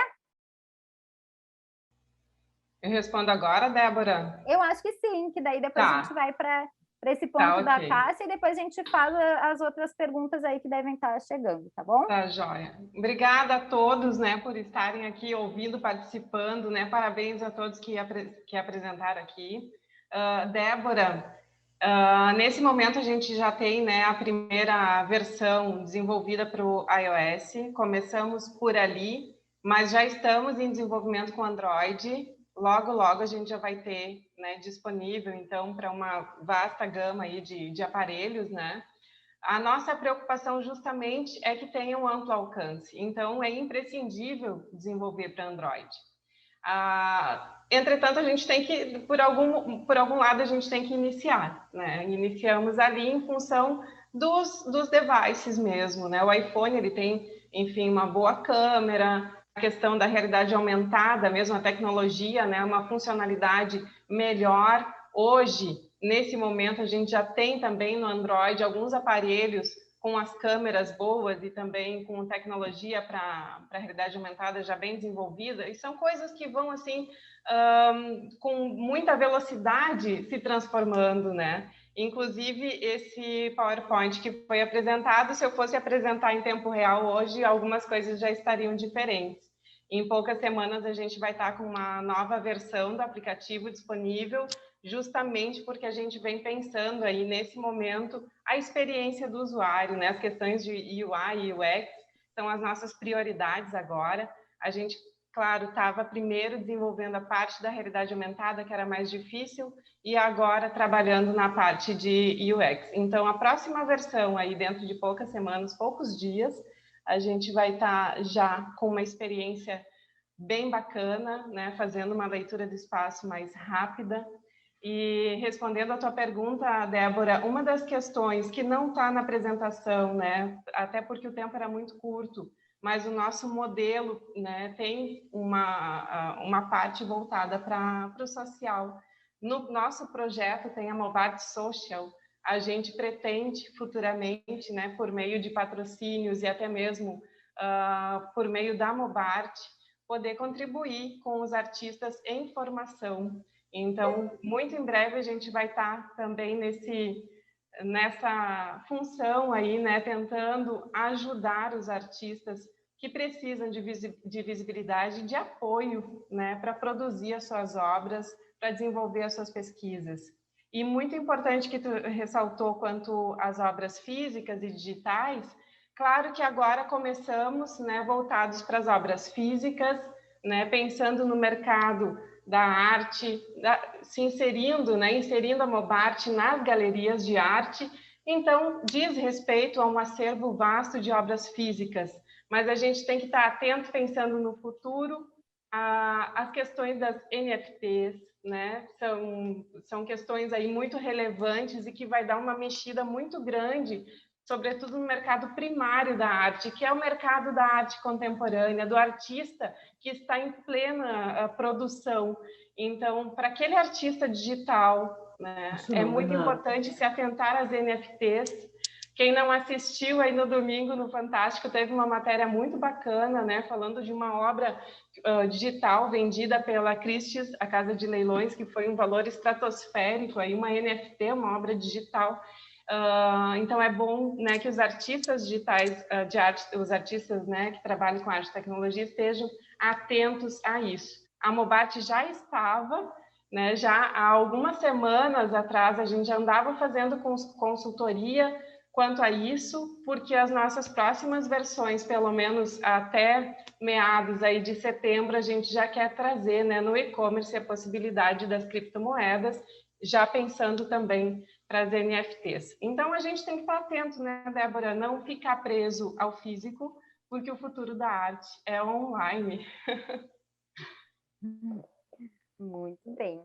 Então, antes de abrir para os demais convidados da mesa, né, falarem, eu acho que eu vou trazer aí a questão do professor Rogério para a Cássia, né? Primeiro, eu só queria comentar, assim, da apresentação da Cássia, achei excelente também, trazendo as questões da tipografia, né? Lembrei do Júlio Plaza ali com aqueles poemas participativos, né? E queria comentar que aqui na UFSM a gente tem um laboratório de tipografia que é ministrado pelo professor Volney Antônio Maté, né? Que também faz uma série de experimentações, assim, acho que vai gostar, talvez, de trocar uma figurinha. Achei muito legal essa questão, né, de trabalhar com essas questões, né, do livro físico, né, onde tu pode manusear, e com a questão da transposição visual, né, pelo vídeo poesia. E aí a minha questão, que é também confluente com a questão do Rogério, que eu acho que deve aparecer melhor, eu acho que diluído, assim, nossa fala, né, porque o principal não é isso, mas eu acho que essa questão da interação, né, da interatividade, quando a gente fala em interatividade computacional, a gente está falando em IHC, interação humano-computador. E interatividade, se tu for para esse conceito mais aberto, vai ser muito mais genérico, né? Então, o professor Rogério vai fazer essa questão, assim, fiquei pensando na questão da interatividade, do livro que você mencionou, e concordo que a relação leitor-livro não é passiva. Pergunto, no entanto, se você não acha que é importante ressaltar os níveis dessa interatividade. E aí, já falando sobre isso, tem um artigo do Júlio Plaza que vai falar, né, sobre esses níveis de interatividade. Exemplo, as obras que você trouxe reivindicam uma percepção mais abrangente de linguagens, verbal, visual, cinética, e o próprio objeto livro. Então, nesses casos, já implica uma apropriação diferente dos seus leitores, quase convida para uma transposição de linguagens, o funcionamento da transmídia. Ele quer saber o que tu acha disso. E daí, na sequência, eu já vou colocar o comentário da Marcela Almeida, que vai falar: Rogério, gosto da sua pergunta e aproveito para perguntar a Cássia algo que penso que converge para a sua pergunta. Existem níveis e tipos de interação. A leitura é interação entre texto, código, decodificação, entre criação de imaginário. O que você pensa da relação entre síntese e abstração e potência de criação de imaginário, Cássia? A palavra é sua. Obrigada, todo mundo. Obrigada, Rogério. Obrigada, Eva. Qual é a outra que me perguntou? Desculpa, eu me perdi aqui. Deixa eu voltar aqui também, perdi ela. Marcela. Marcela. Obrigada, Marcela. Na verdade, é um trabalho que ele ainda está sendo desenvolvido. E a minha pesquisa ela está muito mais em pesquisar o lúdico do que as camadas de interatividade, porque eu acho que já tem a própria professora do Cefet já faz isso muito bem, Ana Luísa Ribeiro. Mas por que eu escolhi essas duas obras? Primeiro, porque eu já sou pesquisadora da obra do Guto Lacase, eu sou amiga dele e a gente conversa muito sobre a obra e tal. Claro, meu interesse vem, eu sou artista visual, eu sou formada em cinema de animação, eu tenho um grupo de pesquisa sobre o lúdico, é tudo isso que me faz pesquisar a obra, né, desses tipógrafos.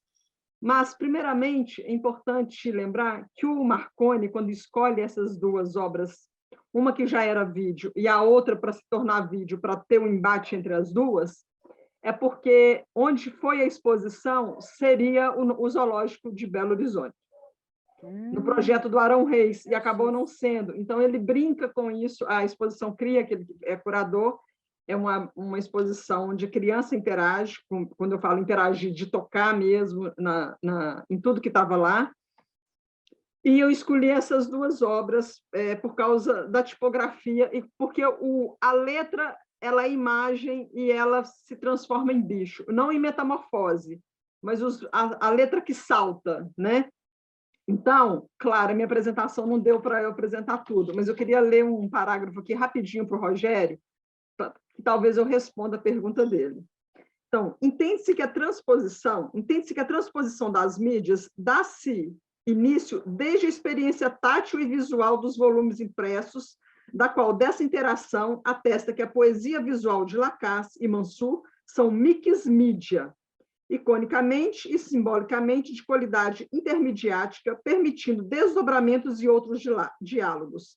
Tal fricção e embate ou zona de contato entre esses dois zoológicos, evocada pelo curador Marconi, pode-se certamente afirmar que aconteceu tanto pela ludicidade provocada e pela correspondência poética, quanto pela abordagem taxonômica.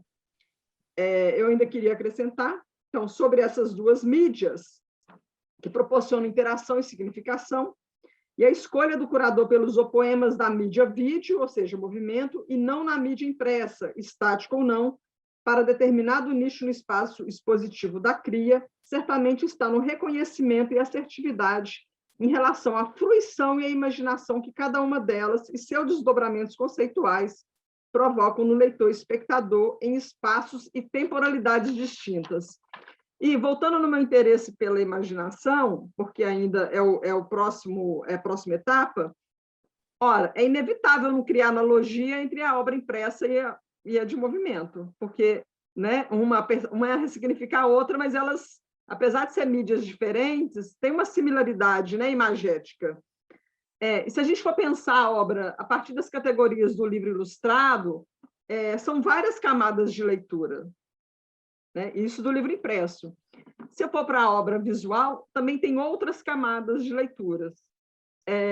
Então, para responder a outra pergunta, sobre tecnopoéticas, as opoesias de Mansur e Lacasse, pode-se, contudo, confirmar que tanto o Lacasse quanto o Mansur provocam no leitor a imaginação e fruição poética, em ambas as mídias, ao proporem zootipografias como formas e contraformas lúdicas. Entende-se aqui o lúdico como livre adesão, um fim em si mesmo, envolvimento e prazer de fruição. Então, claro, nós temos vários, se a gente for né, esgarçar essa pesquisa, eu vou começar a achar várias camadas. Eu não coloquei todas aqui, porque é apenas o início desse trabalho. Espero que eu tenha respondido. Você coloca aquela questão do zoológico, né? Para mim foi nova a sua fala, e aí fez todo o sentido, né? Mas eu acredito que, não sei se o professor Rogério está satisfeito com a resposta, se quer colocar mais lenha na fogueira. Estou aberta, não sei se o Rogério está conseguindo conectar, que ele estava acompanhando pelo YouTube. Na verdade, antes da pandemia, o simpósio, ele tinha uma outra... não vou lembrar agora. Um outro título de um GT, na hora que eu provoquei o Rogério com esse texto, mas acabou que eu caí nesse da interação, que faz muito sentido para mim. Mas eu estou a fim de debater com o Rogério ao vivo, pós-pandemia. Pois é, por isso que eu ia abrir aqui para uma discussão que eu acho que ia ser muito legal. Eu vou lá no Cefet. Eu acho que essa discussão que o Rogério coloca é bem interessante, né? Porque no GT de Design e Interatividade, né, faz sentido pensar em interação humano-computacional, né? E daí você traz essa questão e eu acho que ela é super pertinente da gente discutir, né? Mas eu vejo que não é o foco do seu trabalho exatamente essa questão da interatividade, né? Mas talvez tenha que pontuar lá, né, a questão da IHC. Mas eu queria também abrir a palavra ao Higino, né, e a Patrícia, que eu não fiz uma questão assim para eles, não sei se os outros participantes, agora a gente está com 117 participantes na mesa, né? Então, eu não sei se vocês têm alguma outra questão para fazer ou se eles podem abrir um pouquinho para discutir ao vivo essas questões que a gente colocou. Que não são questões, de fato, são comentários, né? Oi, Débora, tudo bem? Oi, Gina. Não está aparecendo porque eu estou sem câmera aqui, mas deu para ver meu rostinho lá no vídeo, né? Eu queria agradecer... Tá dando para ver sua foto. Tá, ótimo. Queria agradecer a todo mundo, né? Parabenizar todo mundo também pelo trabalho, achei bem interessante a apresentação de todo mundo. E eu só queria, na verdade, comentar que, pelo que eu vi, né, do trabalho da Patrícia, eu achei que tiveram algumas conversas com o que eu acabei estudando, né, na parte da minha dissertação, que é com relação à sustentabilidade digital. Porque, no caso, o meu programa de mestrado, ele tem um tripé, né, na verdade, ele é baseado aí em arte, urbanidade e sustentabilidade. É um programa interdisciplinar, mas que a gente gosta muito de estudar e tratar sobre transdisciplinaridade também. Então, para poder tratar sobre urbanidade no meu trabalho, mas também tratar sobre arte e sustentabilidade, eu justamente fui na questão do reaproveitamento de códigos. Então, eu fui para essa parte muito mais voltada na adaptabilidade dos códigos, né? E como que isso pode influenciar e pode impulsionar outros projetos, inclusive projetos parecidos com o que a gente fez lá, né, do Renda-se, que são projetos que são mais voltados para a população de baixa renda. Então, não só a população, mas também a gente não tinha muita renda para poder investir na interface e na intervenção, mas isso acabou que reaproveitar esses códigos ajudou a gente bastante, a gente fazer algo que seja realmente mais complexo, um pouco mais trabalhado. Então, eu acho muito importante essa ideia de continuar discutindo sobre a questão de sustentabilidade dentro da arte digital. E eu acho que parte um pouco para esse caminho, sim, que inclusive estava mais voltado do trabalho da Patrícia. Perfeito. Só complementar um pedacinho, o Higino não falou da formação dele, a formação do Higino em arquitetura e urbanismo. Isso, não, na verdade, também é uma discussão importante, que é o que está... Você comentou? Comentei. Ótimo. Isso, eu sou formado em arquitetura e urbanismo. Qual é agora eu não estou com a programação aqui de qual é a universidade, Gino? Eu me graduei na UFOP, né, Federal de Ouro Preto, e agora no mestrado foi na Universidade Federal de São João del Rei, né, orientado aí pela Marcela. Perfeito. Ai, lindo, incrível o trabalho de vocês, parabéns. E assim, no tempo da dissertação, vocês conseguirem executar esse projeto, né, que envolve o aplicativo, envolve essa questão tem mapping ali, videomapping? A ideia era ter realmente, sim, ter um videomapping, mas acabou que a gente não conseguiu executar o videomapping corretamente. Então, a gente acabou trabalhando mesmo só como um protótipo de intervenção. Perfeito. Mas para um tempo de 2 anos é um projetão, né? Parabéns pelo desenvolvimento aí, tem que lançar para frente aí, ó. Que bom que já temos uma articulista com as galerias aqui, a Andréia, já vai levar para o mercado o trabalho de vocês. E vamos ouvir um pouquinho da Patrícia também, né? Para explorar um pouquinho essa questão do Ctrl+C, Ctrl+V. Obrigada, Gino, muito legal o seu trabalho também. Eu acho que é isso, né? A gente acaba que a ideia do trabalho também era mostrar como no século XXI essas ferramentas vão dando uma certa autonomia para a gente produzir. Se antes a gente estava restrito a essa parceria com engenheiros, programadores, hoje a gente consegue pesquisar aqui no Google e juntar esse quebra-cabeça e produzir de uma forma mais autônoma, e isso acaba que imprime uma estética, né? Talvez estética e uma plasticidade, no caso do trabalho, quando ele é físico, né? Ele parte do código da programação, mas ele tem uma fisicalidade ali que também fala sobre ele, é autorreferente. E isso tudo é resultado dessa cultura maker, dessa gambiarra, desse universo do it yourself. E muito legal esse comentário que você fez, Débora, do trabalho da Andréia com o meu, né? Porque são 2 universos completamente distintos, mas ao mesmo tempo que eles estão se dialogando de um polo a outro, né? De um mercado de arte, de um aplicativo, para um lugar de uma experimentação acadêmica, mas que tudo acaba que converge no mesmo ponto, né?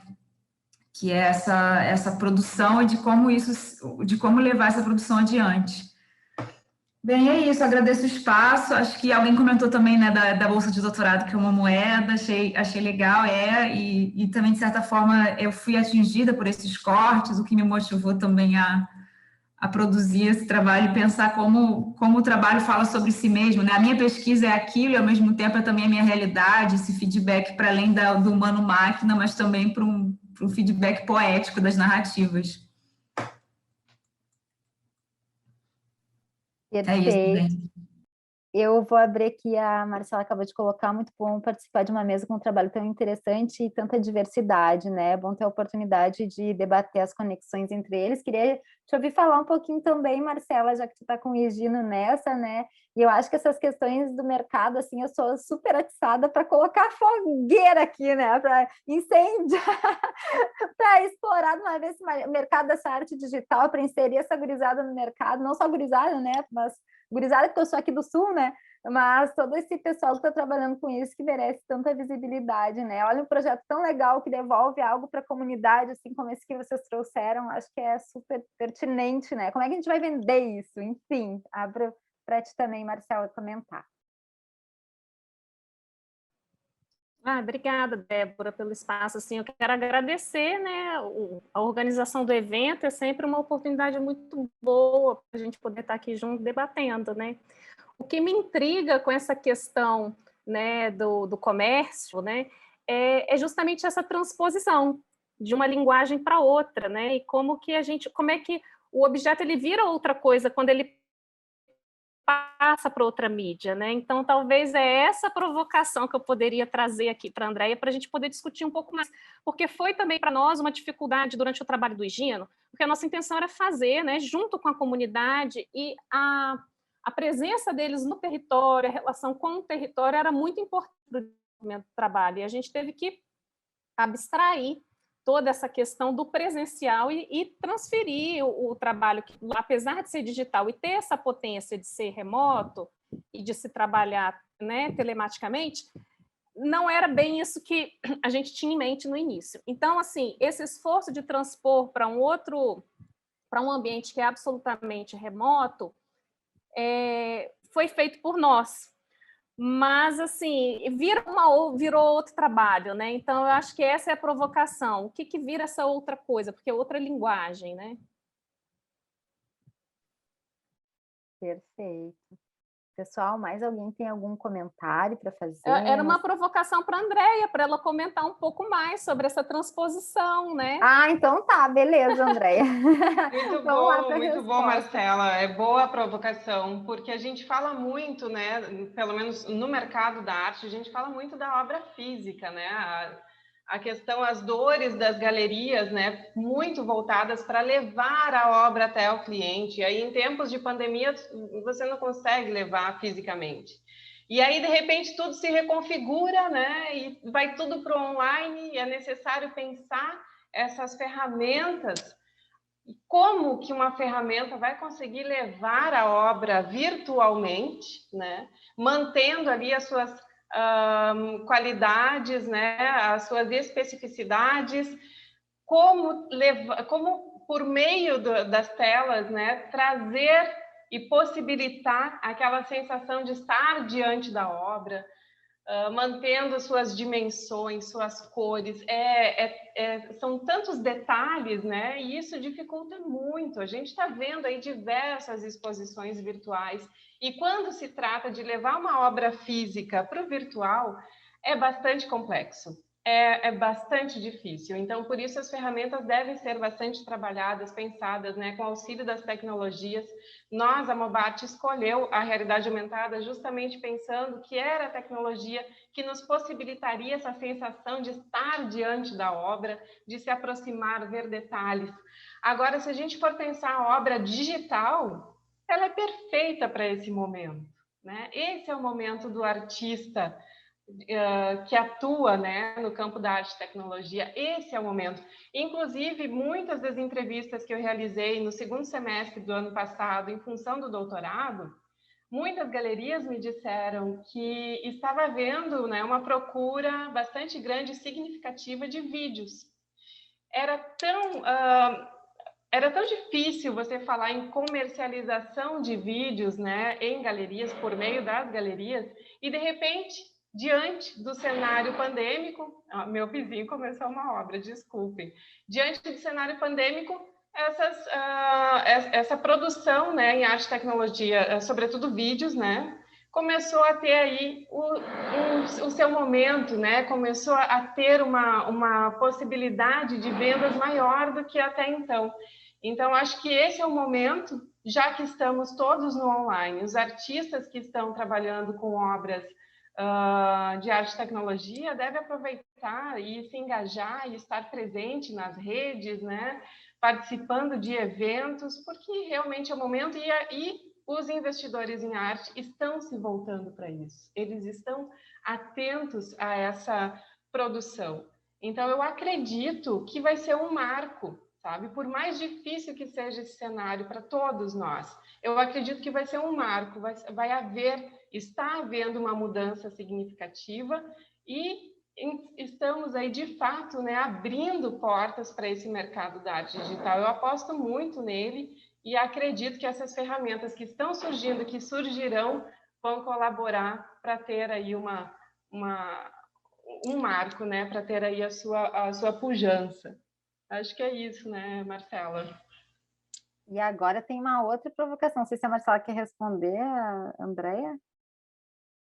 Não, porque agora tem uma outra provocação também. Será que é no mainstream que esses artistas, né, desse mercado avassalador que esses artistas querem se inserir? Ou será que daqui a pouco eles estão buscando outros espaços, né, outros modos de ganhar a sua vida, né? Porque eu acho que tem esses dois contrapontos, digamos assim, né, na arte, que uma é seguir com o mercado e seguir na onda e ser absorvido por esse mainstream e por esse sistema que já está instituído, né? Mas qual é um outro, o que está por trás de tudo isso, né? Que muitas vezes é o que os próprios artistas estão questionando, né? Esse sistema, esse mercado, né? Querendo se aproximar de outros modos do público, né? E como ele faz para sobreviver com isso? Então, eu acho que é uma questão muito mais complexa do que a gente está colocando. Eu estou vendo que aqui o Marcos está colocando outro caminho possível é o financiamento coletivo, né? Como o Patreon, que abre portas para os artistas mais tradicionais em artes plásticas, vídeos, mas é um caminho ainda restrito à produção mais pop. Seria uma possibilidade? Eu acho que essa é para a Andréia. Ó, o meu gato aqui está interferindo. Acredito que sim, Débora, é uma possibilidade. Mas, mais uma vez, eu digo, né, para a gente estar atento, já pensando no futuro, que já está nos apontando agora, as NFTs para o mercado da arte digital. Acho que vai ser uma transformação muito grande e, inclusive, para a mudança de atuação do artista. Eu acho que esse agente do mercado da arte, do sistema, que é o artista, o produtor, né? A gente tem que pensar, o artista ele está na base da pirâmide, é o agente mais importante do sistema da arte, é o artista, porque se não existir o artista, não existe arte, não existindo arte, o que a gente está fazendo, né? Então, eu acho que vai ter uma mudança muito significativa na atuação do artista, para o artista digital, principalmente, né? Então, estar atento a essa nova possibilidade, participar aí de debates, acompanhar o que são essas NFTs, como trabalhar, como colocar à venda, né? Não só pensando no ganho monetário, que pode ser bastante significativo, mas de inserção da sua obra mesmo, dar uma nova oportunidade para o seu trabalho. Eu acho que está surgindo aí, nesse momento, uma porta muito incrível para a arte digital. Eu estou bastante otimista com essa possibilidade, bastante empolgada, inclusive, né, com o que está por acontecer. E, enfim, é uma história que a gente está escrevendo, né? A gente não tem como afirmar se isso vai dar certo, se isso vai funcionar, se será democrático. Ao meu ver, hoje, eu acredito que sim. Eu acredito que será democrático, porque não vai mais precisar, né, o artista digital estar correndo atrás de algum agente para representá-lo, uma galeria, né, para representar o seu trabalho. Ele, por si só, pode ir atrás, né, comercializando a sua própria obra. Então, fica como, né, uma sugestão estar atento a essa possibilidade, pesquisar sobre o que são as NFTs, como trabalhar com elas, porque eu acho que essa é uma porta incrível que se abre e a gente não pode ter preconceito antes de conhecer. Né? Andréia, então, muito é uma possibilidade obrigada. Muito boa. Obrigada, Débora. Eu vi que o Pablo já levantou a mão aí, eu acho que vamos então encaminhando ao final, que já temos o professor Caio que vai falar na sequência, né? Mas eu vou abrir para o Pablo aí, que já está com mão ao alto. Muito obrigada. Na verdade, eu quero é participar, porque... Poxa! Vai atrasar o Caio. Não, então vou... vamos lá, Pablo, você que manda. Não mando não, é você que é o... Eu vou te dar essa deixa então, tá, Pablo? Só essa vez.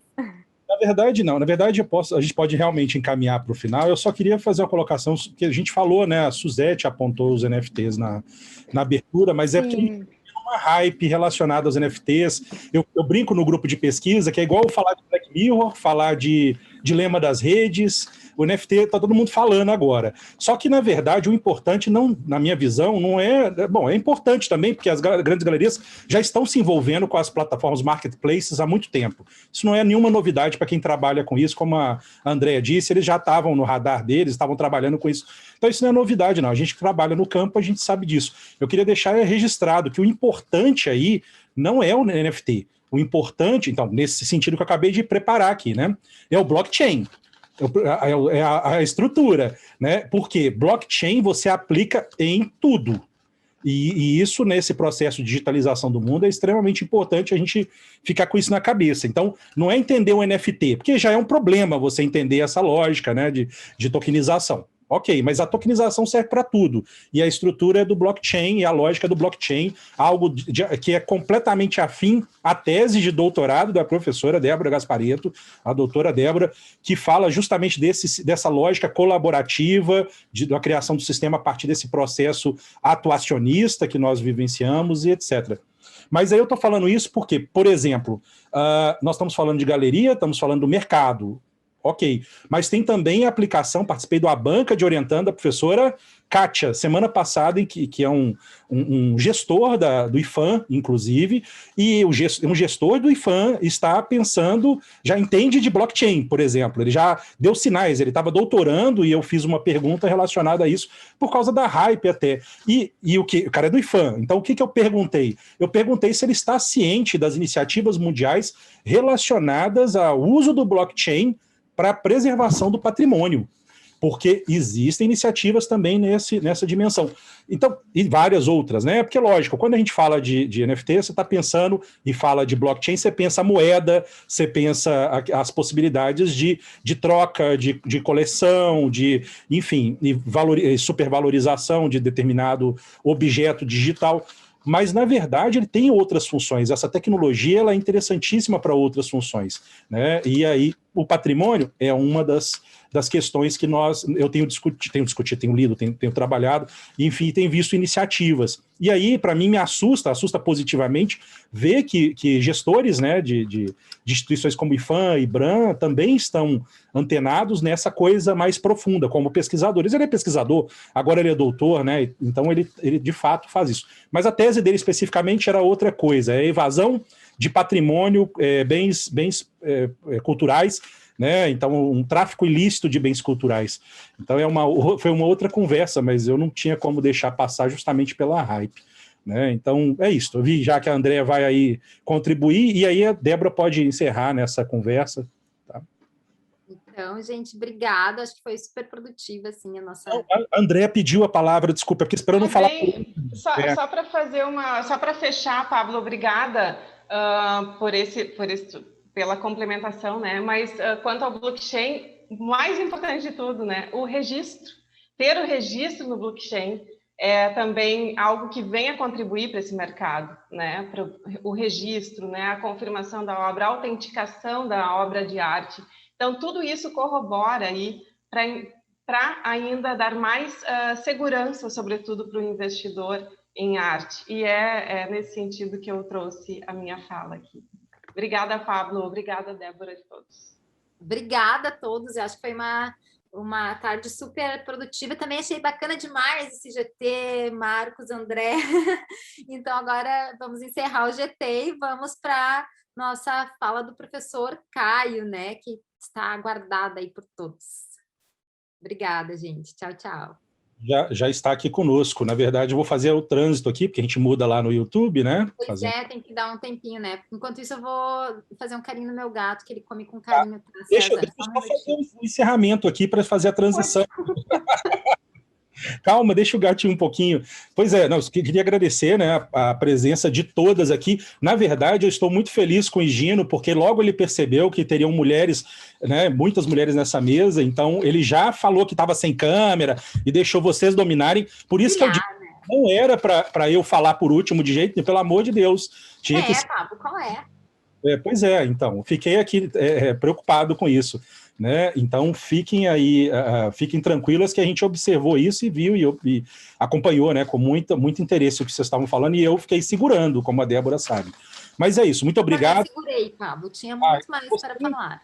Você ficou fazendo terrorismo, inclusive, comigo aqui e tal, justamente. Eu disse que ia atrasou um minuto. Na verdade, foi perfeito, né? Minha condução, desculpa. Também acho. Bom, então, obrigado. Convido todo mundo aqui a assistir agora no canal do YouTube. Na verdade, agora nós vamos... Quem estiver aqui na sala vai para a espera, mas nós vamos ver agora no canal do YouTube do LabFront, né? A conferência intitulada Poéticas Pós-Antropocêntricas, Arte, Ciência e Formas de Existência Não Humanas, que vai ser conduzida pelo professor doutor César Baio, com a mediação da professora doutora Débora Gasparetto, que está aqui conosco. Eu não vi, dentro de todos nós aqui, para a mediação dessa sessão, eu acho que a Débora era a pessoa, então eu fiquei muito feliz dela ter a disposição para assumir essa coordenação. Então, muito obrigado também, Débora, obrigado. César, eu vou fazer a volta com vocês depois, eu agradeço mais. Queria só deixar avisado aqui que nós teremos uma performance, né, além de uma sessão aqui depois, né, dessa conferência, sessão depois não, desculpa, além da conferência, nós vamos ter uma performance, né, encerrando as atividades do dia, uma performance com um artista que está baseado em Portugal, que é o Daniel Pinheiro, e encerramos hoje o dia com esse momento, né? Mas agora, né, faremos daqui a alguns minutos uma transição, poucos minutos, 2 minutos, uma transição, né, com o professor César Baio e Débora Gasparetto. Muito obrigado.